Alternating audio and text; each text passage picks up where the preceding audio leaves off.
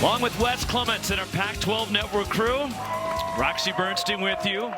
And we have a baseball game to do tonight. This is also, as you're probably aware, the final live event broadcast on Pac-12 Network.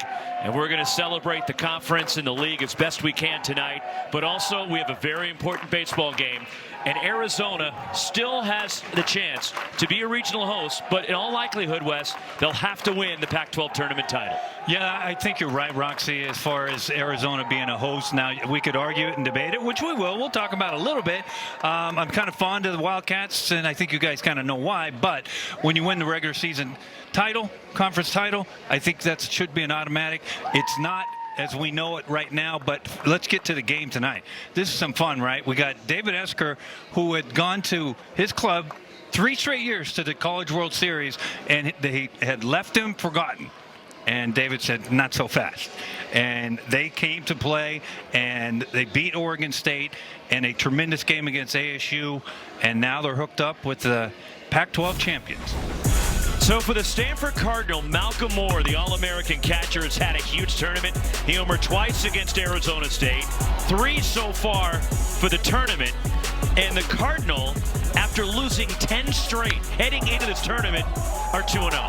Well, they are. Malcolm Moore is projected to be a first-round draft pick in the upcoming MLB draft, and he just kind of wanted to remind them, hit 2 home runs in 1 inning against ASU. On the other side for the Wildcats, Mason White has hit a couple of long home runs. Well, I would say, unlike Mason last weekend against Oregon State, didn't swing it too well, but all of a sudden he seems back. 2 bombs. And Chase Davis was his teammate last year. He said, Chase, I'm going to try to hit it farther than you, and he may have last night. So the Cats, the Pac-12 champs. Stanford trying to stun them and get to the championship game. The Trojans await the winner tomorrow night. Lineups in first pitch next for semifinal number 2, Stanford in Arizona on Pac-12 Network.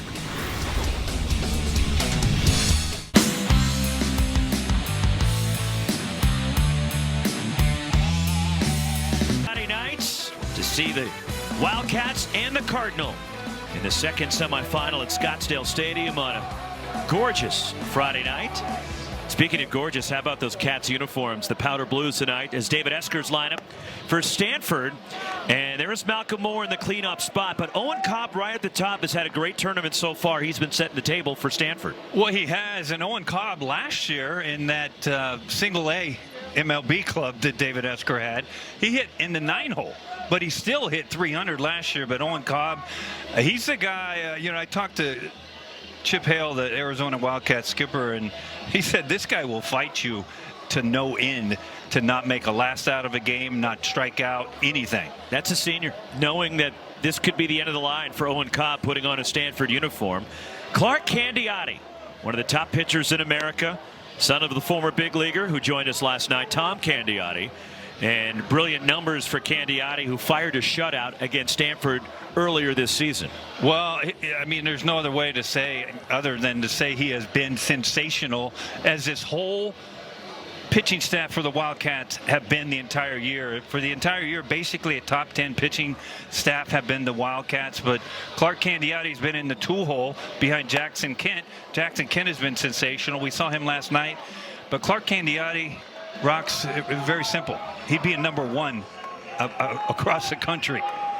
And David Esker, as you looked at Chip Hale, the Pac-12 Coach of the Year, 4-time Pac-12 Coach of the Year. Eske, of course, taken Stanford to the College World Series each of the last 3 years. They've hosted a regional in each of the last 6 tournaments. That's the longest active streak, but it's going to come to an end as Stanford, even if they win this tournament, still will not host a regional, as Owen Cobb, the senior from Seattle, leads it off against Clark Candiotti, who fires, and it's strike 1, and we're underway. Well, Clark Candiotti, don't look for him to be walking anybody. He just fires strike after strike, and something he does very well is get ahead of hitters. The senior winds, and that's up and away, ball 1. Candiotti, 6'4", 235 pounds, from right here in Scottsdale. He began his college career at St. Mary's, then a couple more stops at the JC level before Wichita State last year, and taking advantage of his final campaign at Arizona, and it's 1-2 on Cobb. So do we have a pace meter on David Esker over there in the dugout? I mean, if you haven't been with you, never watched him in the dugout, he'll start pacing up and down. Well, he's anchored for right now. Right. I just was wondering when it's going to start. 2-2 the count. Candiotti, all Pac-12 performer this year. Was Pac-12 pitcher of the week after his shutout of the Cardinal back on May 4th. He struck out 7, no walks, scattered 5 hits in that game. And Cobb reaches for it down the left field line, just foul. As bidding for extra bases was Cobb. Well, I'm sure Clark Candiotti's happy that that ball ended up foul, because that's a slider, an uncharacteristic slider with 2 strikes from Candiotti. We'll get a look at it. What it look like from Brendan Rogers' view. And keep in mind we have 6 umpires for this semifinal matchup. Joe Burles in the plate. He'll call the balls and strikes. Angel Campos at first. Ramon Armendariz at second. Mike Lusky at third. Darren Hyman down the left field line. Nate White is in right. 2-2 on Cobb, leading it off for the Cardinal. And the pitch. Chased it, and he struck him out, and that's how the ball game begins. Well, that's the slider he wanted to throw in the previous pitch. This is just nasty, and this is what he had done the entire year.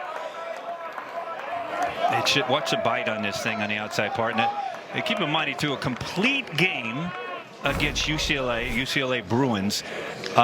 He has been struck out 12, by the way, in that start. Punched out 12, but he has been a horse.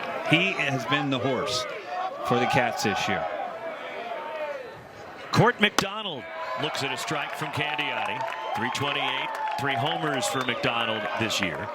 3 for 8 so far in the tournament for the sophomore from Arlington, Texas. 1 strike pitch. 1-1 the count on McDonald. There you saw his numbers, by the way, for the tournament.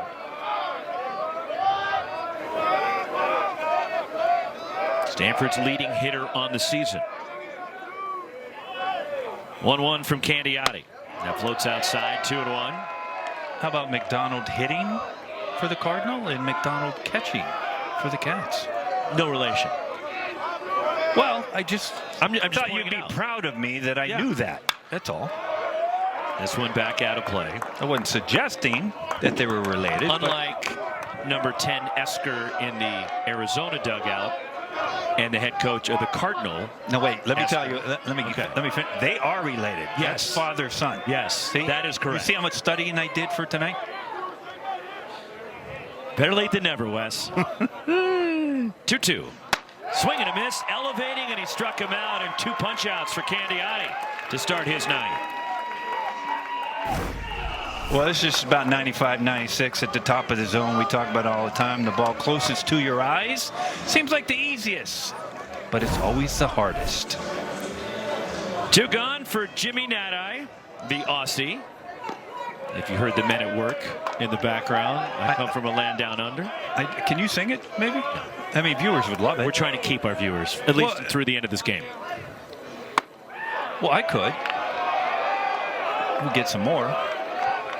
I think the story with Jimmy Nadai and Travis Bazzana is just amazing. They're best buddies from the time they were 10 years old over in Australia. And they played on the junior teams over there. They don't call it Little League, and this is coming from Travis Bazzana. They don't call it Little League over there. They call it different names.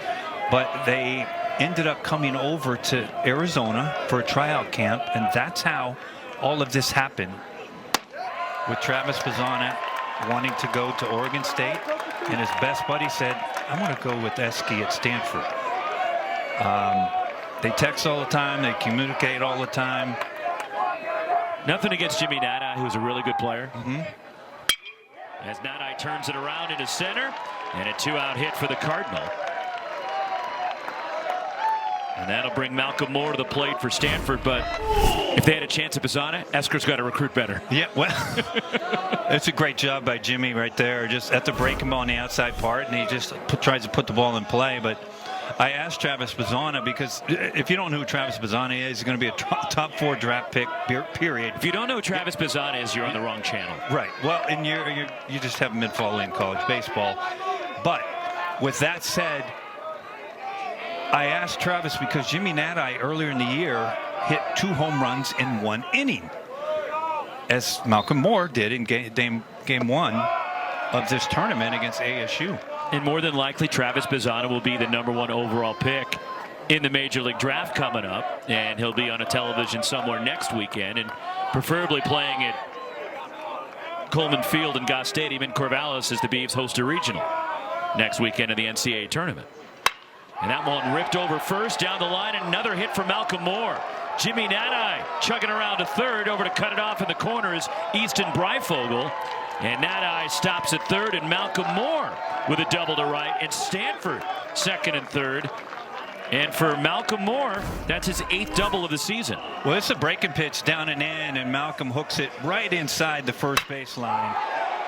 And Breifogel, the right fielder for the Cats, does a good job.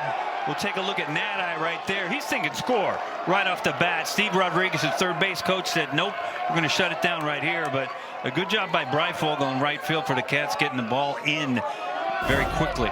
And Breifogel's been dealing with a hamstring issue. Charlie Somm, the DH for the Cardinal. 2 on, 2 out. Stanford threatening in the first. Candiotti's pitch. And that one's knocked down by the catcher, McDonald. But back to my point real quick on Jimmy Nadai. I said, Travis, all right, so who texted who when Jimmy hit the 2 home runs in it? And he said, I did. Somm 1 for 8 in the tournament.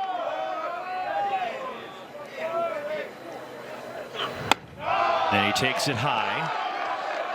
As Charlie Somm with 8 home runs on the season. His last one coming May 13th, just a few weeks ago at Cal.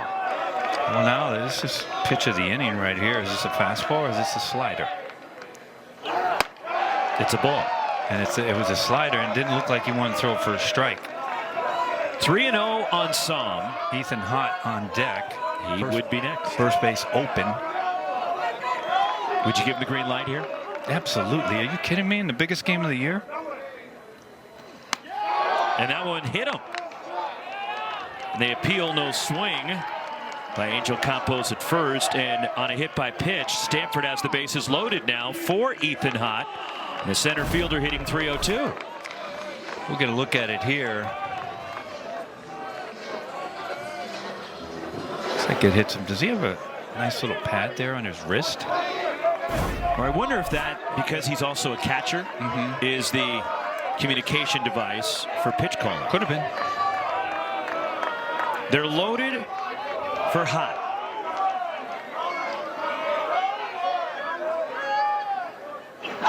That's ball 1. So after Candiotti got the first 2 batters and struck them out, single, double, now a hit by pitch. So Ethan Hott with the bases full. He is 1 for 5 with the bases loaded this year. And he takes a strike from Clark Candiotti. 1 ball, 1 strike. Hott 3 for 9 in the tournament. He has an RBI and a double. Has hit safely in each of the 2 games so far for Stanford. The Cardinal did not play yesterday after beating Oregon State Wednesday morning. Swing and a high fly ball playable. Brandon Rogers waiting for it to come down. And he makes the grab, and the side retired. Stanford leaves him loaded. Here come the Cats.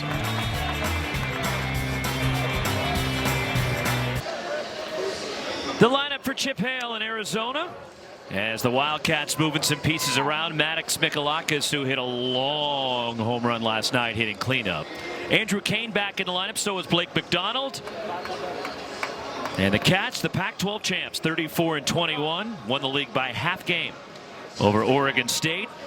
And Oregon finished just a game behind Arizona.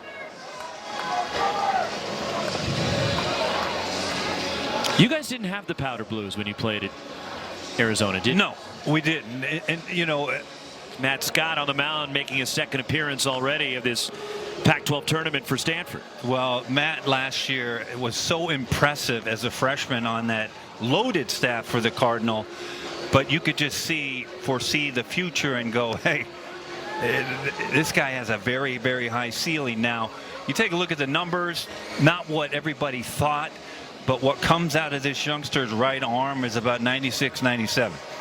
the Pac-12 strikeout leader this year. It's an inconsistent year. Scott was Pac-12 pitcher of the week after he beat Washington back in March. Went 7 innings with 9 strikeouts. He struck out 12 in a start at Rice back in the early part of March. There's the defense for Stanford in support of Scott. We'll see how long Matt Scott can go tonight. He threw an inning and a third on Tuesday against ASU, and he threw 32 pitches in the 8-7 Cardinal win. But Matt Scott, if like you're just designing a pitcher and coming up with a guy, that's what you want him to look like. 6'7", throwing straight downhill. Strike one. That's what it looks like. Now, recently the Cats got to him, and the Cats swept the Cardinal last month, and they got to Matt Scott. Yeah, it did not go well for Scott in that game, as that start May 3rd at High Corbett Field, Scott did not survive the 5th inning, giving up 8 runs, 7 earned. He did strike out 7, but gave up 9 hits. Now, I'm waiting for you to ask me. Chopped at second base. Owen Cobb fields. The short throw to first. 1 gone. I'm waiting. About the Powder Blues? No. About Matt Scott's outing. You just mentioned it. Oh, yeah. Okay. Please tell us about Matt Scott's outing. No, about how he did the last time he faced these guys. Well, I just gave the numbers, so I know. I know. There's your temp. Well, I'm the weatherman. Just hold on. 89 degrees, and it's a beautiful, beautiful 89. Humidity, very low at 12%. Wind, 10 miles an hour. Wind gusts upwards to 22, but sleeping will be very good tonight. So you'll be able to sleep very well tonight. Now, go ahead, Rock. You give traffic, too? In a second. Okay. In a second. 1-0, and Garrett Caulfield is homered here in the Pac-12 tournament. 5 homers for the Arizona second baseman. And on appeal, no swing. But I thought you were going to ask me, does it make a difference? I mean, when you're facing a team that just kind of beat you up, does it make a difference? And the answer is no. It's just a new game. Skied toward right field. Jake Sapien. He's there. 2 gone. 2 away in the Arizona first. And here comes Mason White, the Cats shortstop. 19 homers, 65 batted in. And 305 for the sophomore from Tucson. But being an Arizona baseball alum and in the Hall of Fame, do you dig these Powder Blues? The hesitation screams no to me. Did you just say dig? Dig. I asked you. Yeah, do you dig them? Boy, you must be old. I'm kind of young, so I don't understand the dig stuff. But that said, long run, and Court McDonald won't reach it. Well, we're going to take a look at what happened last night. Nobody will reach this one except the Charles Lodge out there at right.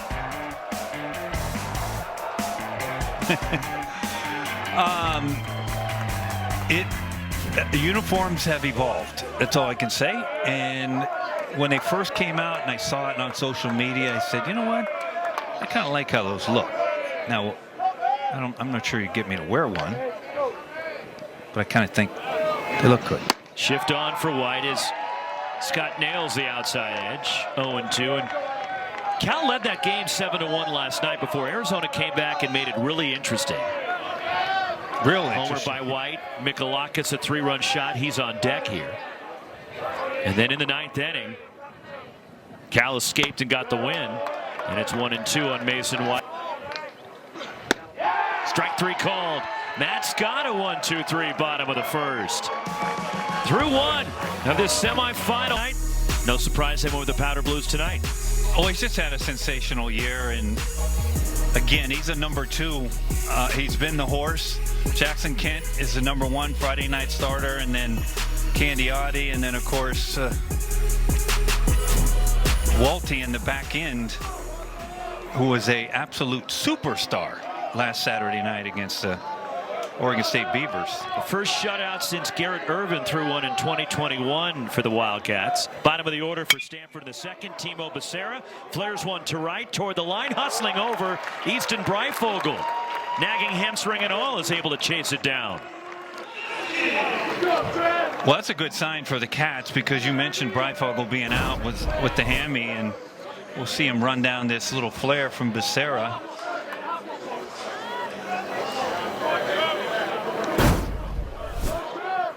So one away. Here is Trevor Haskins, Stanford shortstop.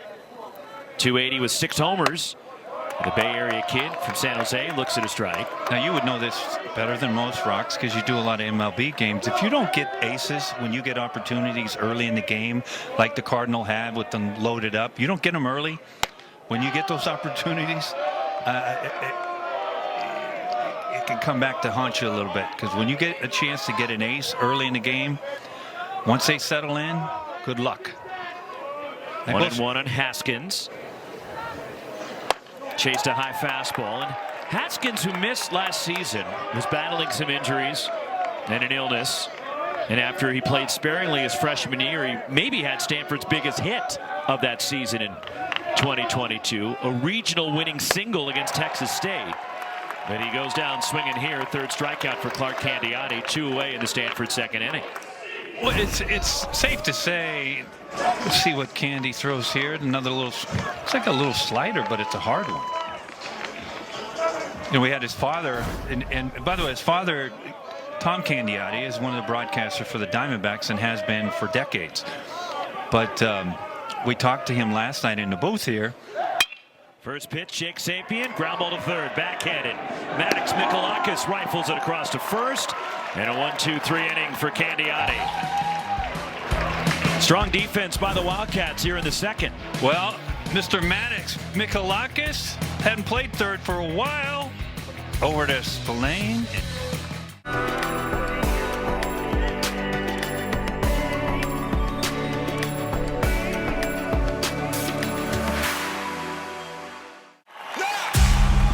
Welcome to Fandom 101.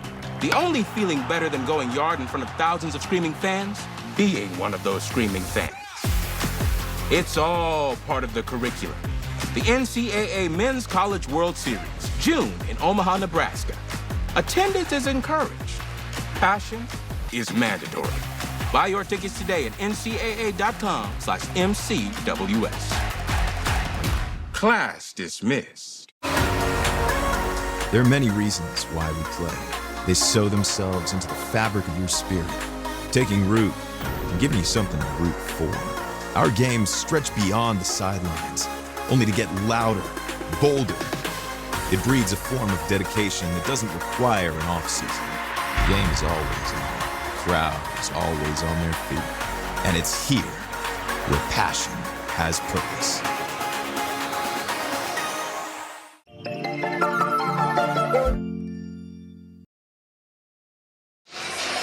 Scoreless at the bottom of the second. Middle third of the order for Arizona against Matt Scott. Yes, Bobby in the banana costume is back tonight, and he wasn't here last night. Arizona lost. Some more breaking news, though, on Bobby. Do you draw a parallel to that, though? No. No? No, not at all. And what do we got going over there? Well, we missed that. And this is the fun part of these games. You get to socialize with people that you don't know. They have no idea you're talking about them. Even better. Maddox Mikalakis, third home run of the season last night. And Matt Scott delivers ball one. 258 for the Arizona third baseman. Now, Bobby, the banana, is just going to be heading into Catalina High School in Tucson as a freshman. And he will be playing baseball. Without the banana costume, I'm guessing. Well, there's no way he's going to do that. This is Mikalakis last night to bring the Cats within 2. That was a missile. 1-1. Fouled away by Mikalakis. It's Maddox Mikalakis, sophomore from Hopkins, Minnesota.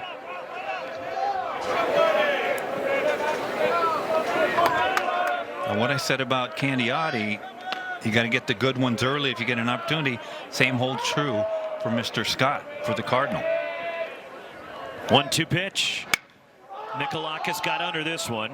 Drifting back, the first baseman, Jimmy Nada. He has trouble with it, and he gives way to Owen Cobb going down the right. And the second baseman is there for the Cardinal.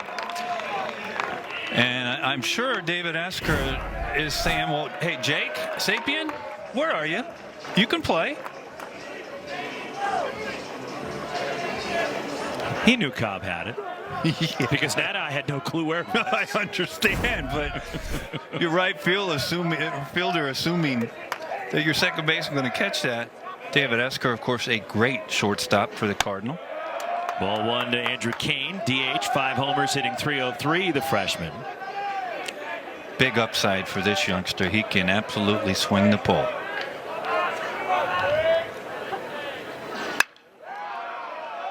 It's David Esker, the starting shortstop on the first of Stanford's back-to-back national titles back in 1987.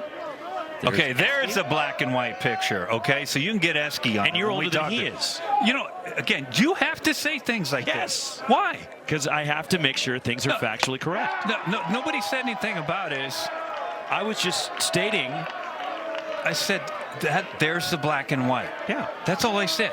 And you made a reference to my picture happened to be color, and you said you're surprised. And I said that's all. But you had to go just angrily back at me. 2-2. It's an emotional night here, all right? Give me some freedom. Well, freedom. When has it been taken away from you with me? Jeez, I'm just like a big toy for you.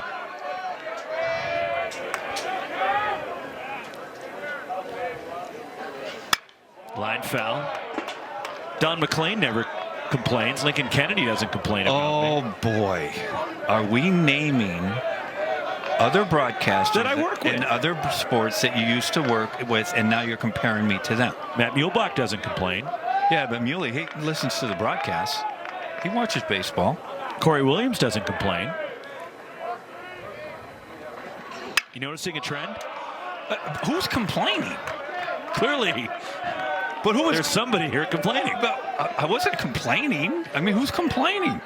I just brought up a Walton point. doesn't complain. Well,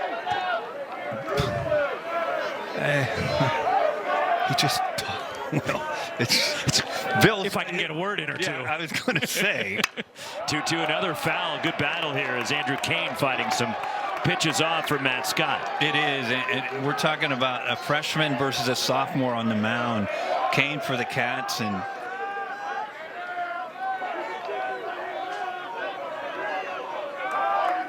you just love to see this from a hitter. He's throwing him hard and up and soft and away, soft and in.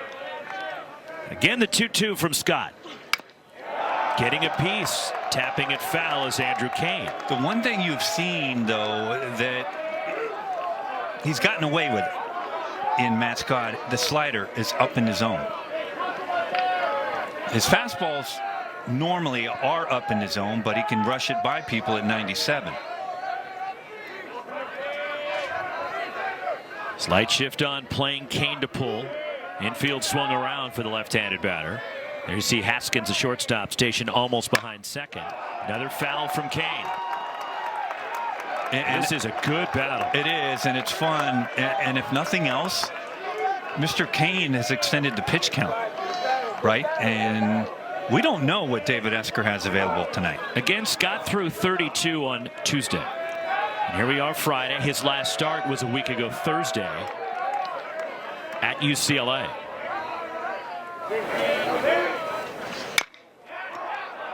Back toward the mound. Scott plays it perfectly and throws out Kane. And it's 5 in a row for Scott to start his night.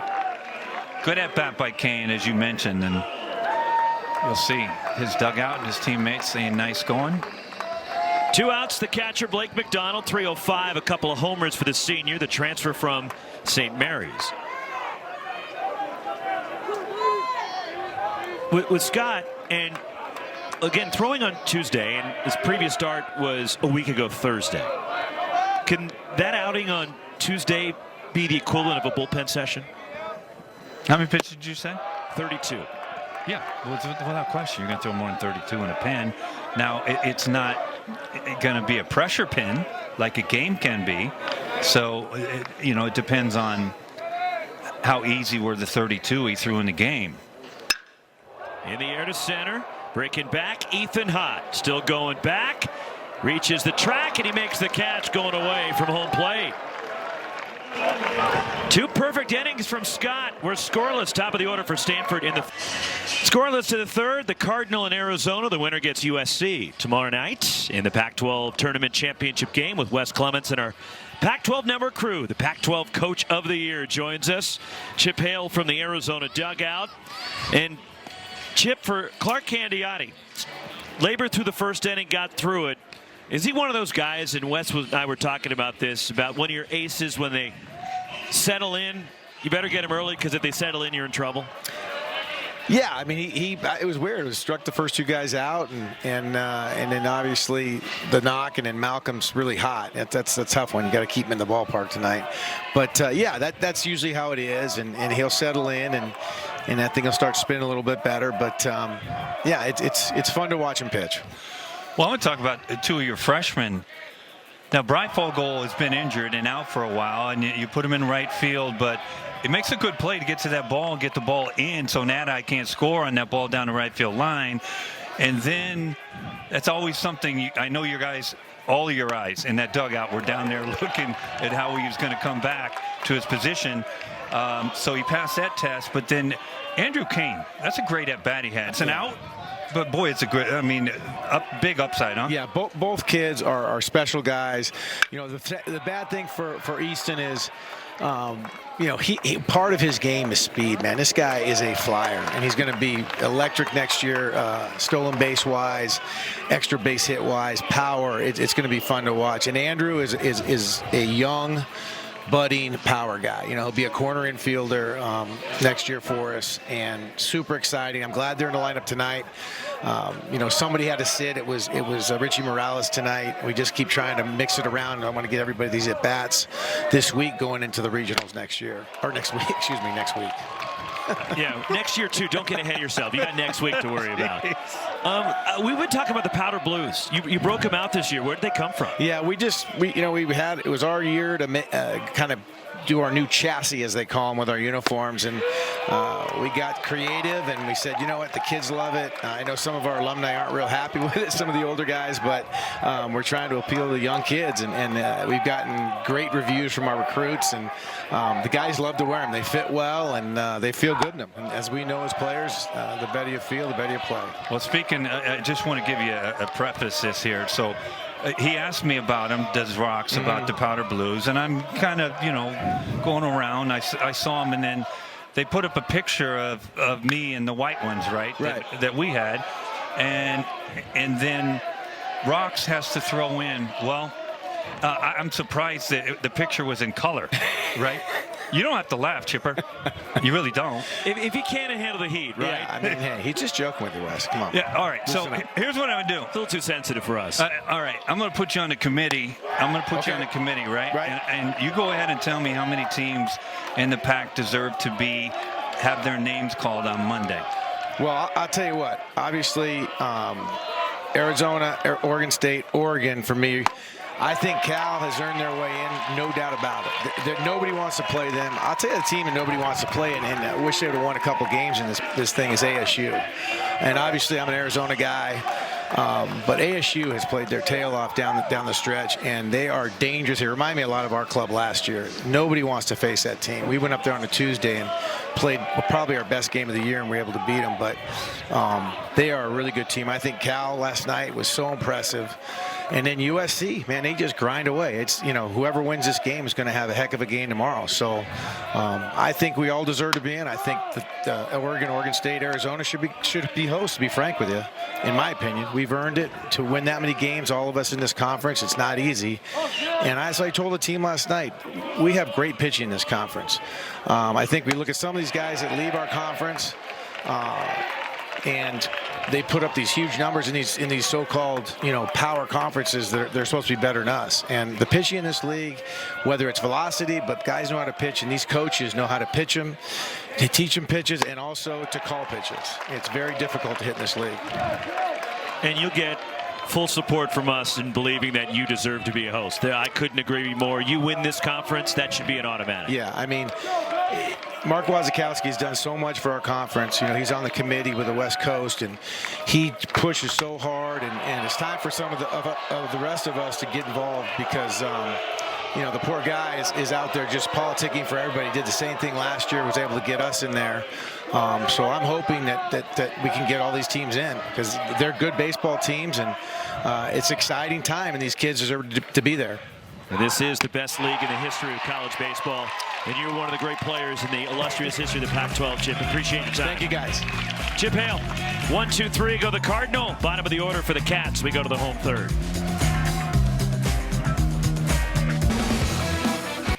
Pac-12 baseball tournament is presented by Watch Sport. It's the official live event guide of the Pac-12. Download today. Scoreless to the home third, bottom of the order for the Wildcats. And our thanks, Pac-12 Coach of the Year, Chip Hale, for joining us. And he's an illustrious company.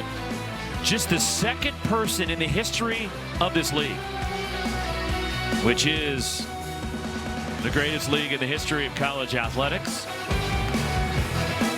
And just the second person to become Player and Coach of the Year, along with Tanya Chaplin, who was a gymnast and a coach at Oregon State.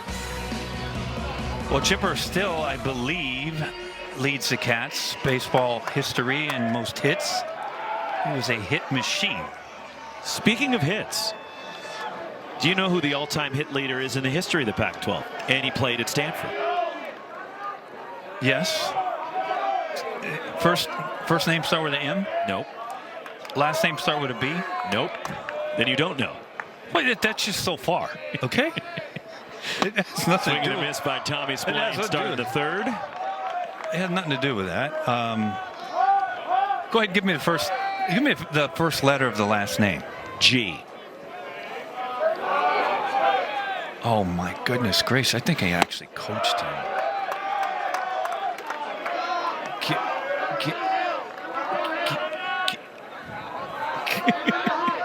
You okay? You have something in your throat? No, I'm just.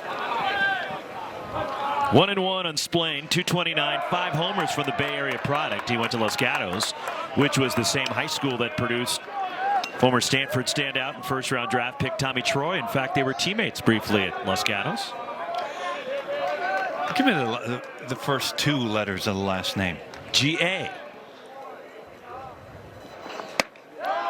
Top of the zone, 2-2. Played briefly in the majors with the Cardinals and the Marlins. What year? Mid-2000s.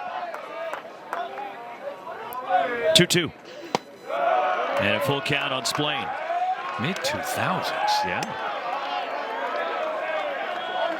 No, I want to say Gerhardt, but it's not. No.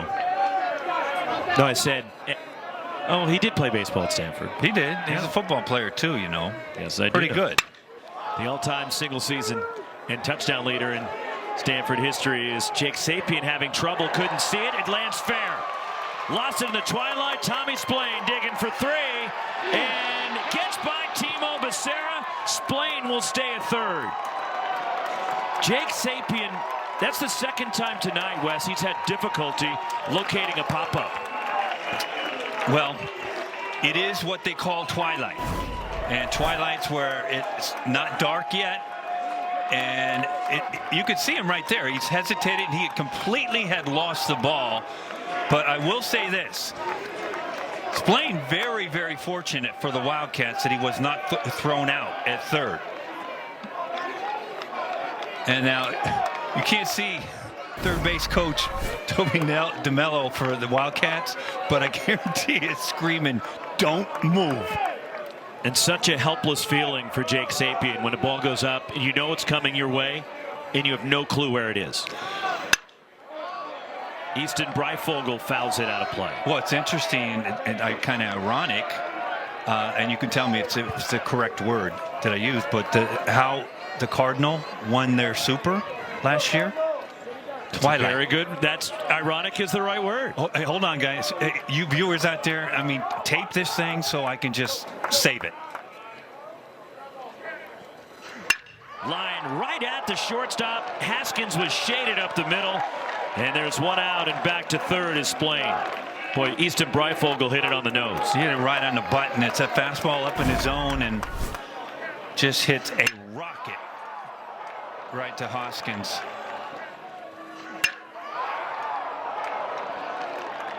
Trevor Haskins positioned perfectly. Now with one out, Stanford was playing the infield back. They'll pull him up now. As Brandon Rogers, the batter, 9-hitter for Arizona, 197 with a homer. And you might ask, well, geez, it's just third inning. Why is David Esker doing that? Well, it has everything to do with Clark Candiotti pitching for the Wildcats. That's the respect that David Esker has for Clark Candiotti. Look, Matt Scott is a strikeout pitcher, but in this situation, are you really amping for a strikeout? Well, again, it's the best case scenario. Well, the best case scenario is a line drive to Becerra, and he steps on third for a double play and the inning over. And it's just a little, you see the time clock in the top left of your screen. You get 20 seconds in college, and once they see that thing below 10, 7, 8, and they haven't got it all together, you'll see a pick somewhere on a base. 2-0 the count on Rogers. The sophomore from Chicago. Going to give up in the all-time hits leader? Yeah. John Gall.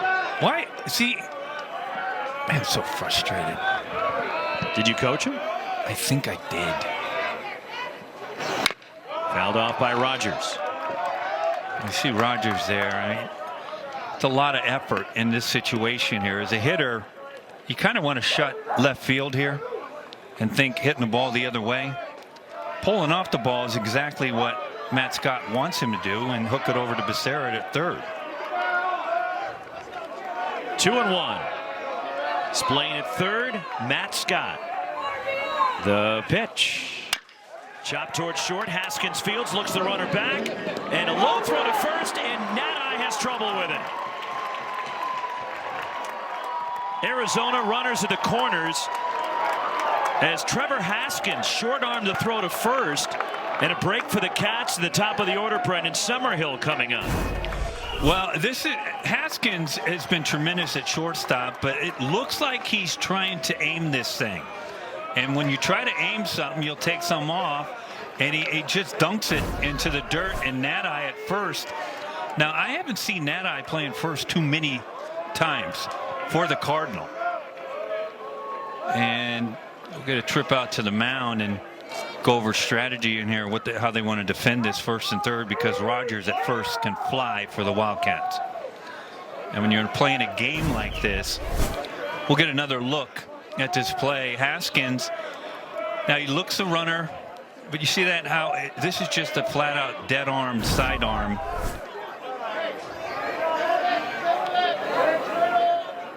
Spike throw over to Nadai. So with one out, runners at the corners, Stanford will now move the infield to double play position. Brendan Summerhill grounded out to lead it off for Arizona tonight. Terrific numbers for Summerhill on the year. Nadai holding the runner. Rogers at first base. Matt Scott delivers, and Summerhill lines it sharply down the right field line. Off the pole, home run! Line drive, Summerhill doinks it off the pole. 3-0 Arizona.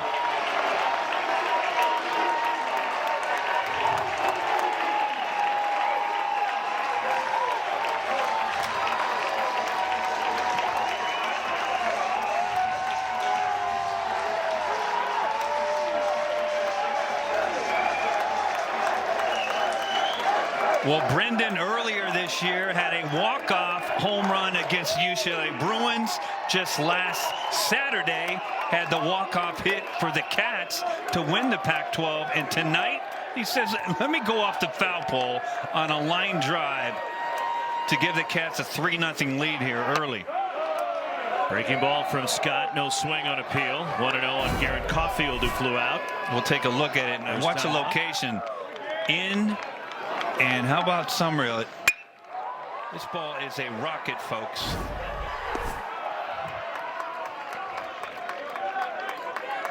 Tough break for Matt Scott because you have the sky-aided triple for Splain. And then Rogers reaches on the air. Scott should be in the dugout already. It should be scoreless to the fourth. You can't give good teams extra outs. Off the side of the mound, Haskins stays with it, and he slings it on to first, out number 2. We're going to look on where this ball hit off the right field foul pole.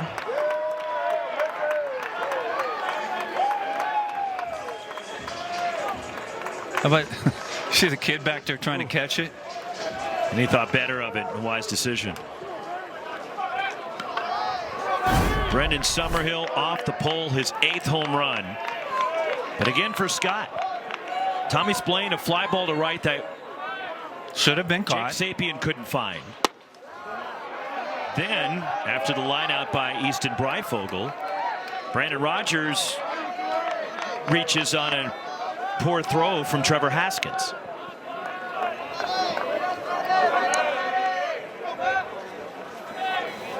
One strike pitch.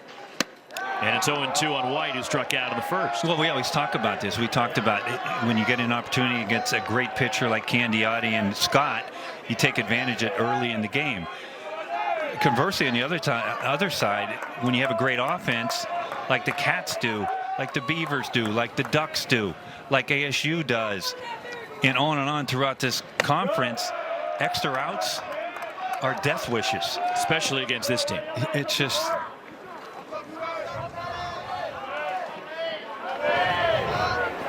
One and 2 on Mason White. So Arizona breaking through, has the lead. And that one skips past the catcher Moore.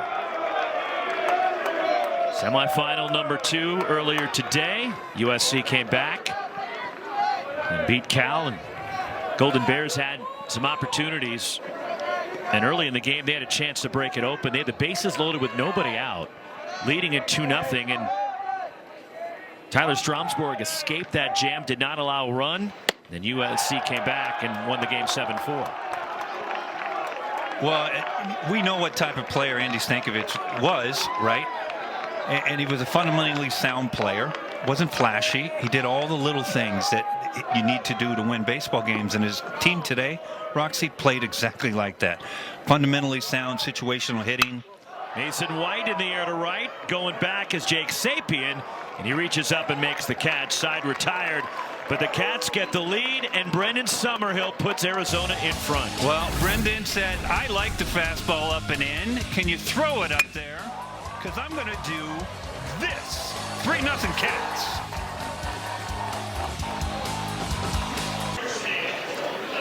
Well, Brandon Rogers put on a show in left field last night. One of the elite defenders in the Pac-12. Just going through a uniform adjustment. Because he's so fast, he jumps out of the uniform. Well, let's get to the catches. That's number 1, and this was not an easy catch at all. And how about number 2? This is fully extended, but watch how quickly he gets back up on his feet.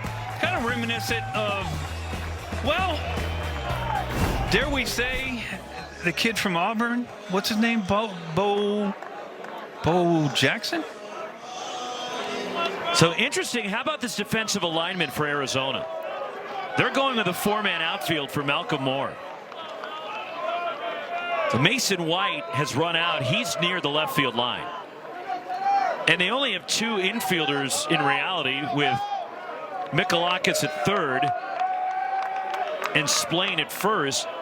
Caulfield, the second baseman's in shallow right. And this alignment for Malcolm Moore. As he takes a strike, Moore doubled in the first. But look at this. 4-man outfield employed by Arizona. And Malcolm Moore dribbles one to third. Maddox Michalakis throws him out. One gone. And you know, Chip said that's exactly why we put Michalakis right there. Because we just knew if Malcolm hit it the other way, that's where he was going to hit it. We'll get a look at it here. Little jam shot. Big important out for Clark Candiotti after his Cats put up 3 on the board. You want to come back out and get a shutdown inning. One away for Charlie Somm. Like Chip Hale taking a page from when he was coaching with the Oakland A's, and teams used to put that defensive alignment out there for Matt Olson. You know, the more I see the shifts, right, I'm not sure I would have hit 100 if they had shifts then.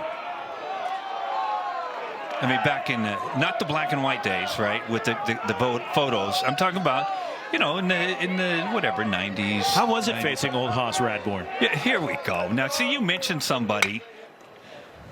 Maddox Mikalakis gloves it wide of the bag. Hold on. Let's see. Now that we're going to go at it again. This is our beloved. Well, that swing hit 400. This is our beloved, tremendous producer, David Feldman, literally siding with Roxy. I look like a tennis player right there. No, you wouldn't. What do you mean? I couldn't play tennis? No. How do you know? Well, no, I don't want to say that because that would be jumping the gun if I say I could hit a baseball. I don't want to push it. Swing and a miss, got him.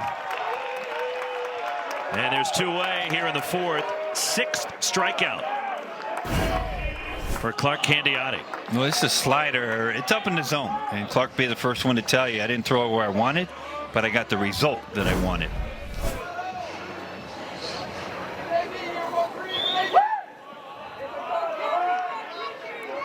Two down, Ethan Hott, a fly out in the first.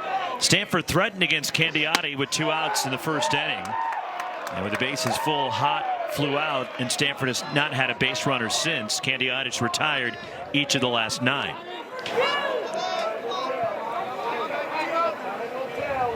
One strike pitch. That one sprayed foul off to the right in front of Andre Mercurio, coaching first base for the Cardinal. Steve Rodriguez across the way at third.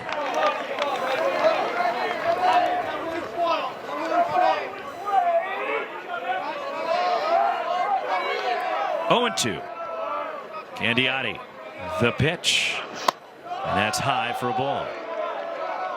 You see all these locations of these sliders this inning from Clark Candiotti, been up in the zone. Now his father, who was in the booth with us last night, would be saying you're getting ahead of this. Let your arm catch up. Got him, struck him out. 7 strikeouts for Candiotti. He's retired 10 straight. 3-0 Arizona on to the bottom of the fourth in Scottsdale.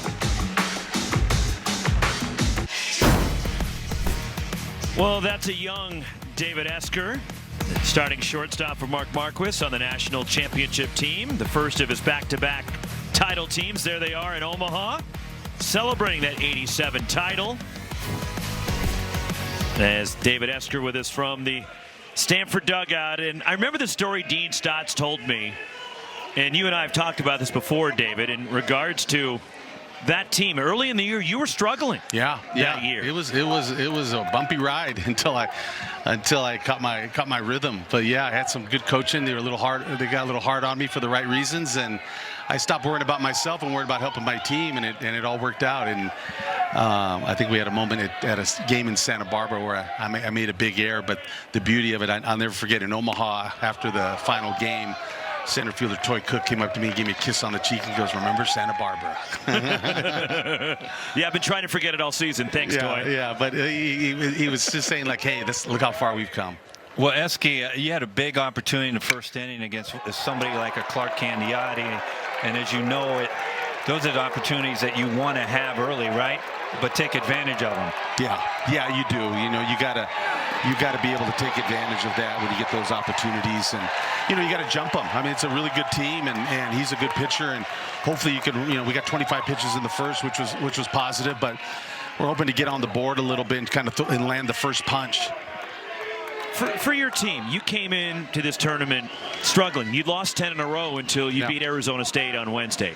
What has this team shown you here in Scottsdale? Well, we came to the tournament, and my message to them was really like, hey, it's important for us to play these games that matter. The game elevates when you get to tournament baseball, and we need to see how we respond. And some of us will raise to that level, and others, we're going to learn what it's going to take to raise to that level. So my message to them is, hey, we're either going to win a couple games, but we're going to learn along the way that's going to really serve serve us well in the future. And seeing these guys get to these ball games that matter and see how they play defensively, see how we handle it on the mound. You know, the Lim and Volchkos, I mean, that's great for our future. They were able to step in here and perform in this atmosphere. Well, regardless of what happens tonight, I mean, this is a great finish for you of the season because of what you just said. You got some young kids, and they get in the middle of the thick of some really heated battles and some big-time important games, and you won two. I mean, you just took care of Oregon State, and you know, and this how good they are. And for out you people don't know, they should be a national seed, and you took care of them 2-1. Yeah, we played a really good ball game, and again, just that experience and those guys knowing that they can do that. And we had the same thing, you know, when Brendan Beck was our Friday starter, we played a super regional at Mississippi State, and he made a jump by just experiencing those games. Quinn Matthews in Omaha against Vanderbilt had a start, and again, they made that jump when they got pushed to a certain level. And sometimes they play those games and they go like, I don't know what I was doing the first 40 games, but I wasn't doing that. I wasn't that locked in. I wasn't that tunnel vision. I didn't get that out of myself. So those are important barriers to break so that you can build on them. Be honest, you were sitting in the stands last night. Your son goes in to play right field for Chip Hale in Arizona, as we're showing Xavier on the screen as well. How nervous were you sitting in the stands watching him? Incredibly nervous. You know, I have a lot of empathy for the parents of my players' kids. You want them to do so well. You hate to see your kids hurt, and this game can bring you to your knees. You know, I've had it done to me many a times, and so you know it's hard. You want them to do well, and you want to see them have success and enjoy baseball. But baseball's tough, and it'll teach you a lot of lessons about adversity. Well, we're actually showing everybody that was around you. It was like it was acting. All of your heads moved to the same way to look at that fly ball. I had some good friends up there. You know, Teresa Kuhn, who was my boss when I was at Cal. She was my sports supervisor. She's now the commissioner of the Pac-12. You know, Sean Peters, who played for me at Cal, who now works for the Pac-12 network. And you know, it's just some good friends with a lot of history behind me. And you know, they knew my kids when they were running around the field just as little babies, and to see them actually on the field playing. They let me know how special it was for them too. Well, Eski, Mark Marquis, one of the iconics in the history of the Pac.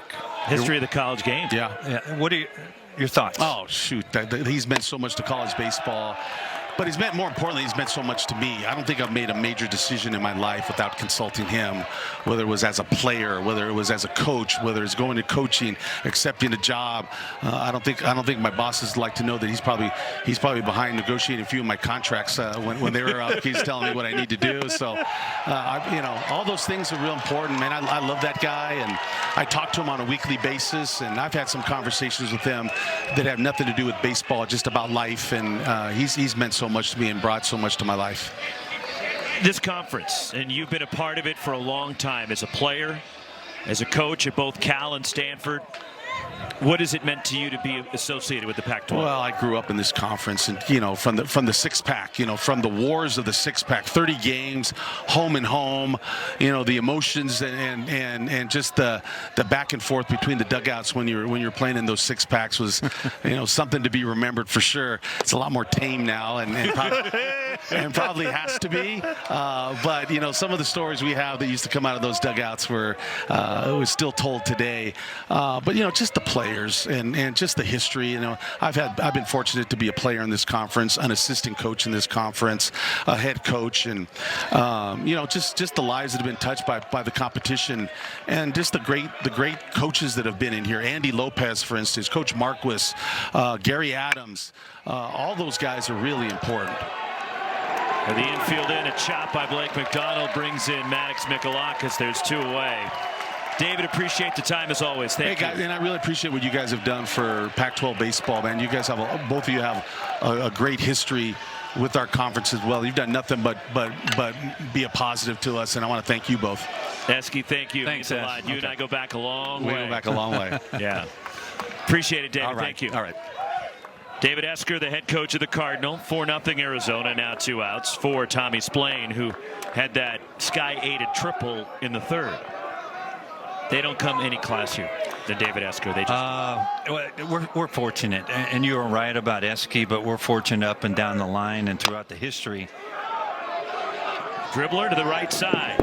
Jimmy Nadai stands in the way of Tommy Splain to retire the side. But the leadoff triple comes in, and it's a 4-0 lead for Arizona.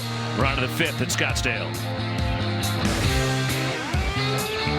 Well, Clark Candiotti has retired 10 straight. He has struck out 7, and he has settled in. Well, he has. The Cardinal had an opportunity in the first inning with bases loaded and 2 outs. We talked about it. You get opportunities against guys like Candiotti. You got to take advantage of it, and he has settled in. To your point, Rocks, you see 4 innings, just 2 hits, 7 punch-outs. Bottom of the order for Stanford in the 5th against Candiotti. Timo Becerra, Trevor Haskins, Jake Sapien. And they made a defensive switch, by the way, Stanford. And Brandon Larson is on deck for the Cardinal. As Timo Becerra fly out, his first time up, will lead it off for Stanford here in the 5th. And that drops in there from Clark Candiotti. So Brandon Larson at first base now for Stanford. And he is on deck, took over in the last half inning. Grounder foul up the third base side.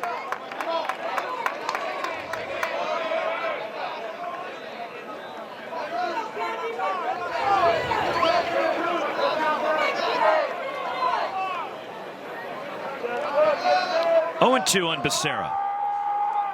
Came up huge in the postseason last year for Stanford. Well, I think what's even how it happened and how it started, right? Because Owen Cobb last year was playing shortstop in the regional, and he had some issues, quite frankly, out there at shortstop. And David Esker ended up putting Timo Becerra in the middle of the game out there at shortstop. Same game, I believe, he hits the game-winning home run. And he slid him over to shortstop when he made the change. And Haskins coming out of the game. Check swing. 2-2 on Becerra.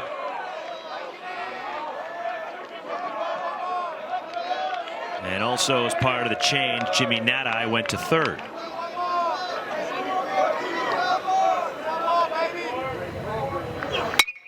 Fouled off by Becerra. So we'll do it again. That is Mr. Sasaki. And David Esker talked about him with us the other night. He is not playing this year as the import from Japan. And that one tied up Becerra, and he's down swinging. 8th strikeout for Candiotti. And there's one away is Rintaro Sasaki, who joined Stanford after the winter term. He could play, but again, he wouldn't have been activated until midway through the season. 140 home runs, a Japanese high school record. He was a #1 projected pick in the Nippon League. They enrolled in Stanford in April, and he attended the same high school as Shohei Ohtani. And Rintaro Sasaki has big power.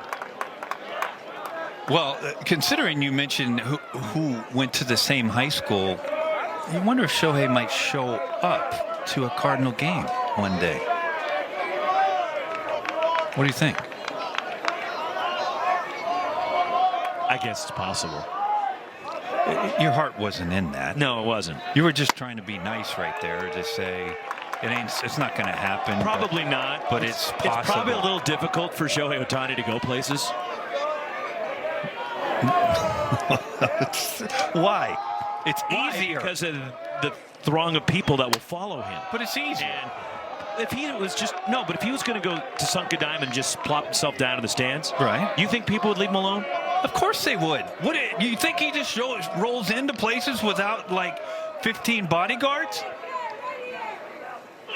It's not like he's sheltered to a dugout. Brandon Larson, the transfer from UC San Diego, as Garrett Caulfield throws him out 2 away.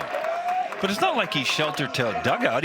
I mean, I'm sure he goes out to Starbucks sometimes or whatever. And I mean, I'm going to guess no on that one. He's out to. He has people do it for him. He knows the Newport Beach very, very, very well. I mean, he's able to go outside. He could go to a Cardinal game and sit up in the stands, and he might have 6 or 7 bodyguards, and then another extension wall after that. He's fine. Here's Jake Sapien, 2 outs. Clark Candiotti drops it down at the knees for a strike. 0-1.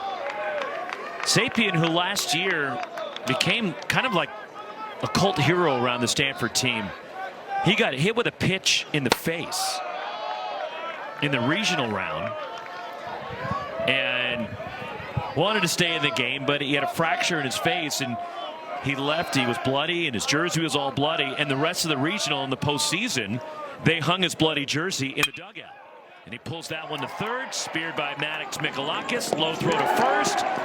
St. Pino's gone, and Candiotti is retired third. We are, and you know, Andy Stankovitz, affectionately known as Stank. They're playing stank ball, is what I would call it. And stank ball for me is situational hitting, deluxe. You get a runner at second and no outs. They move them over, and they get them over, and get them in. And I mean, that's who Andy Stankovitz was as a player, and that's who his team is. And it's a team, the Trojans, that didn't have a lot of power this year, and that's the way they need to play as we take a look at the new pitcher for the Cardinal. It's Trevor Moore in the game. 4 innings from Matt Scott tonight. He pitched better than his line would indicate. Easton Breifogel leads off the 5th, takes a strike, and it's the 3rd appearance in 3 games in his tournament for Moore. Through an inning and a third, 3 strikeouts against Arizona State on Tuesday. Then threw 2 1/3 against Oregon State on Wednesday, giving up a run. That one's fouled away, and he threw 29 pitches against ASU, then 32 the next day against the Devils. And just to piggyback on what David Esker was talking about, Mark Marquis, he mentioned some of the skippers in the Pac-12, and Jerry Kendall, beloved, and we all loved him at the University of Arizona. Tough play. Jimmy Nadai hustles, and Brandon Larson can't dig it. And Easton Breifogel is on to start the home 5th for the Cats. Well, Chip Hill talked about the speed of Breifogel, even with the bum hamstring. And again, Jimmy Nadai, that's the only thing you can do is catch and throw from where he's at. But then you see the wheels. And Breifogel, he's not 100%. You can see he's not 100%, but he's still fast. He's still faster than you, Roxy. That's not saying much. Brandon Rogers reached on an error and scored in the 3rd. Would you bunt him here? No. No. He might bunt on his own. Trevor Moore, as Rogers showed bunt, it's ball 1. Now, Rogers had a couple bunt singles in game 1 of the series last weekend against the Beavers, but he did it on his own. I mean, we've seen the athleticism. It's off the charts, but you see Jimmy Nadai on the grass at 3rd. Bunted toward first. Larson fields, and he tags Rogers going by for the out. Sacrifice advances Breifogel. Now, I'm going to give you credit. Well, look at, hold on. We talked about Bo Jackson. Look at that. We talked about it, right? Little running back move right there. I'll give you credit for it if you want. I mean, you asked me, would I? The answer is no. Could it have been? Well, great minds clearly think alike, as Chip Hale did it.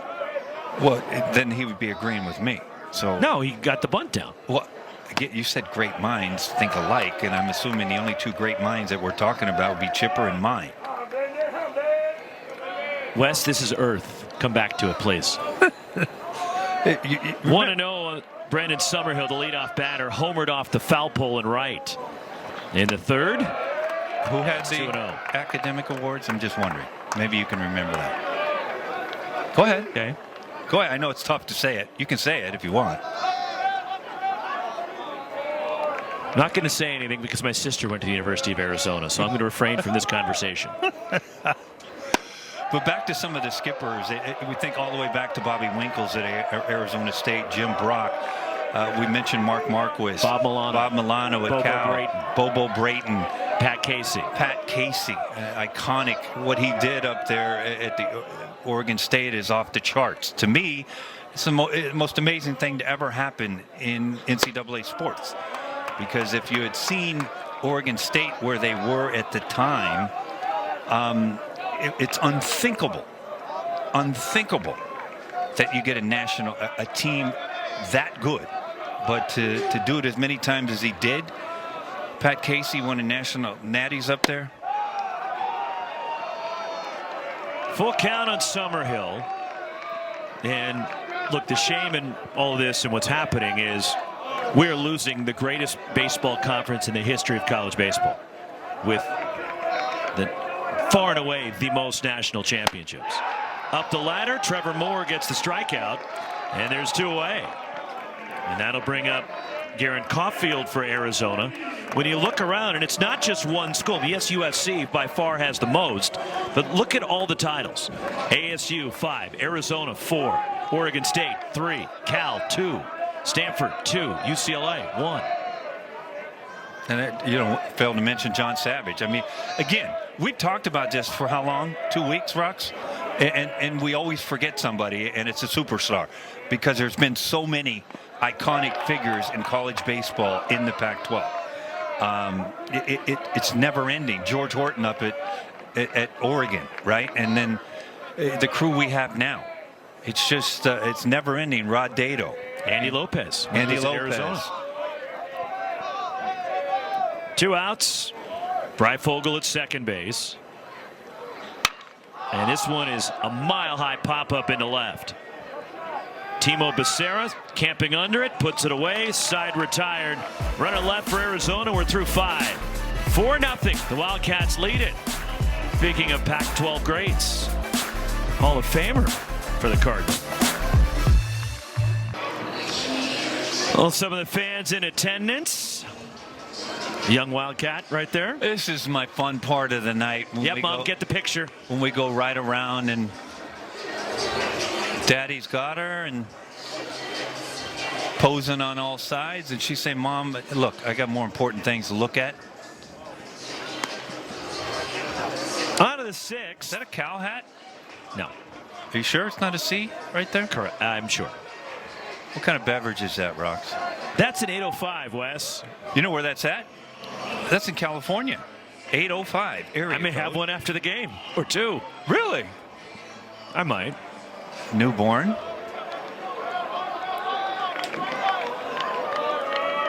Yeah. As I see that beautiful little baby right there, it never failed in the minor leagues, right? When I was coaching and managing. There's a bunt drop down by Owen Cobb, charging Maddox Mikalakis, got him by a half a step. Terrific play by Mikalakis, charging the bunt from Cobb. And for Candiotti, he's retired 14 in a row now. Well, this is just some super athleticism from Maddox Mikalakis right here. He's a big man. Gets to the ball, right over to Spillane, and again, he read the bunt. You still got to make the play. But back to the baby, and it just seemed like all the time I ended up being the police for mothers and their newborn babies around the, behind the plate and behind. What'd you tell them? Hey, I'm playing first. Don't sit over there. No. This is when I was coaching and managing. I mean, are you kidding me? When I was playing, I mean, you got to clear out the entire behind me in the stands, or wear helmets for a whole section. But I used to go tell them, hey, there are some foul balls that are going to come right here, because they used to be right behind the dugout sometimes. And I felt like I was encroaching, but at the same time. And this was the days before the safety netting. Yes. And I felt like I was encroaching, but I just couldn't stand there to watch. But I just kind of warned them around, walk around the yard. Hey, there's some foul balls going to come over here. Probably safer over there behind the home plate. Going the other way, Court McDonald to left, right toward Brandon Rogers. And there's 2 gone to the Stanford 6th. But let's talk about this conference, because we asked Chip Hale about who should get in. And committee, if you're listening, we're not angry at all. We're just telling you what's right and who's deserving. And that's who should get into the postseason. Not who you think is the best teams. It's who's the most deserving. And we can start in the conference. Obviously, Chip Hale's club should be in. Period. They have nothing to worry about. Yeah, they're in. Mitch Canham and the Beavers should be in the discussion for a national seed. As this week started, the main publication had them ranked 5th in the country. Okay, the Oregon Ducks are a ranked team heading into this tournament. They should be in, bar none. Mark Wasikowski's club, they should be in, bar none, committee. And then, of course, you have the Cal Bears. What would you like them to do more than what they've done. Win 20 out of their last 25 games. 36-19. 36-19. They swept UConn, who's going to be a number 2 seed, who won the Big East. They swept Oregon State. They swept Oregon State. A win against Kansas State, who's a bubble team. Right, but I'm just saying, when you start looking at the resume, they clobbered Georgetown, who may end up winning the Big East tournament. It shouldn't be, and I'm going to steal a belief from Stitchhead of D1 baseball. And Stitchhead put it out there a few years ago. Popped up, Jimmy Nadai back out of play. If you don't finish 500 in your conference, you do not deserve to be in the postseason. Now, it has nothing to do with your talent and what kind of talent you have on your roster. It should be for the most deserving and how they played in the regular season conference play. That's what it should be all about. Regular season conference play. Jimmy Nadai down swinging. Clark Candiotti is rolling. He has struck out now for the night 9. And he's retired 16 straight. On to the bottom of the 6th. Well, Maddox Mikalakis drew up second here in the home half of the 6th, and he has been stellar defensively at third base tonight. Well, he has. He played all over the field, quite frankly, and Morales has been playing third base, but you'll see this little backhand, flip it over to Splain, over at first for an out. And then a ball to the 5-6, does a pirouette, another strike over to Splain, and how about this play on the bunt? Some big-time athleticism from a big man. Heart of the order against Trevor Moore, his second inning of duty. Is that eye black, Rocks, or is that tape? That's eye black. Did you play hockey? Do you wear eye black when you play hockey? No. Why would I wear it? I'm indoors. Okay, well, on an ice rink. Here's a question. Then why do you have eye black but some during a night game? When they play the outdoor game? Yes. Some people do put the eye black on underneath. Really? Yeah. But you're saying that's not tape, because they do have eye black tape. Mason White 0 for 2 tonight. Stanford puts a shift on defensively.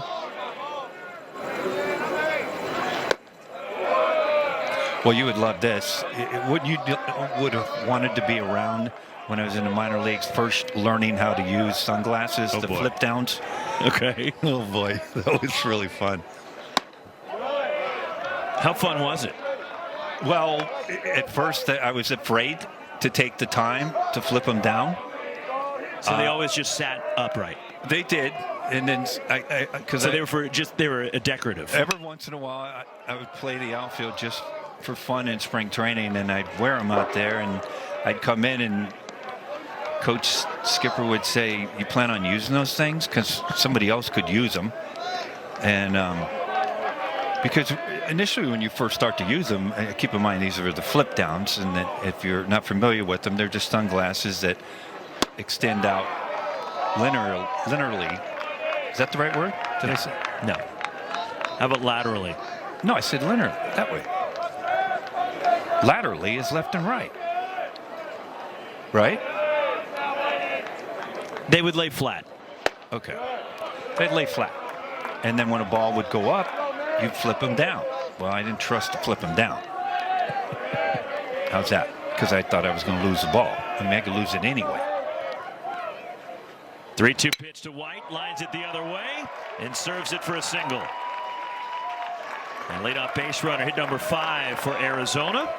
And a start for the Cats in the 6th. Maddox Mikalakis, the batter. This is beautiful, beautiful hitting here. This is something soft down and away, and Mason White just feathers it the other way. And when you talk to the coaching staff of the Wildcats, they say, regardless of the numbers that Mason White has this year as a sophomore, the ceiling on him, he could end up being, he has the ability to be one of the best players to ever play at the University of Arizona, and that's some high praise.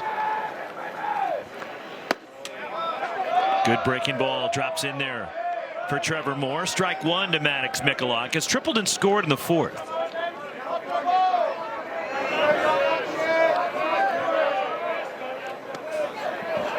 Move to first, diving back is Moore. There is activity in the Stanford bullpen.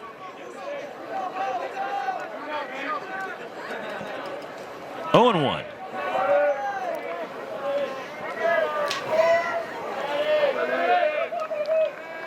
Moore the pitch. And Allen stays down low. 1 ball, 1 strike.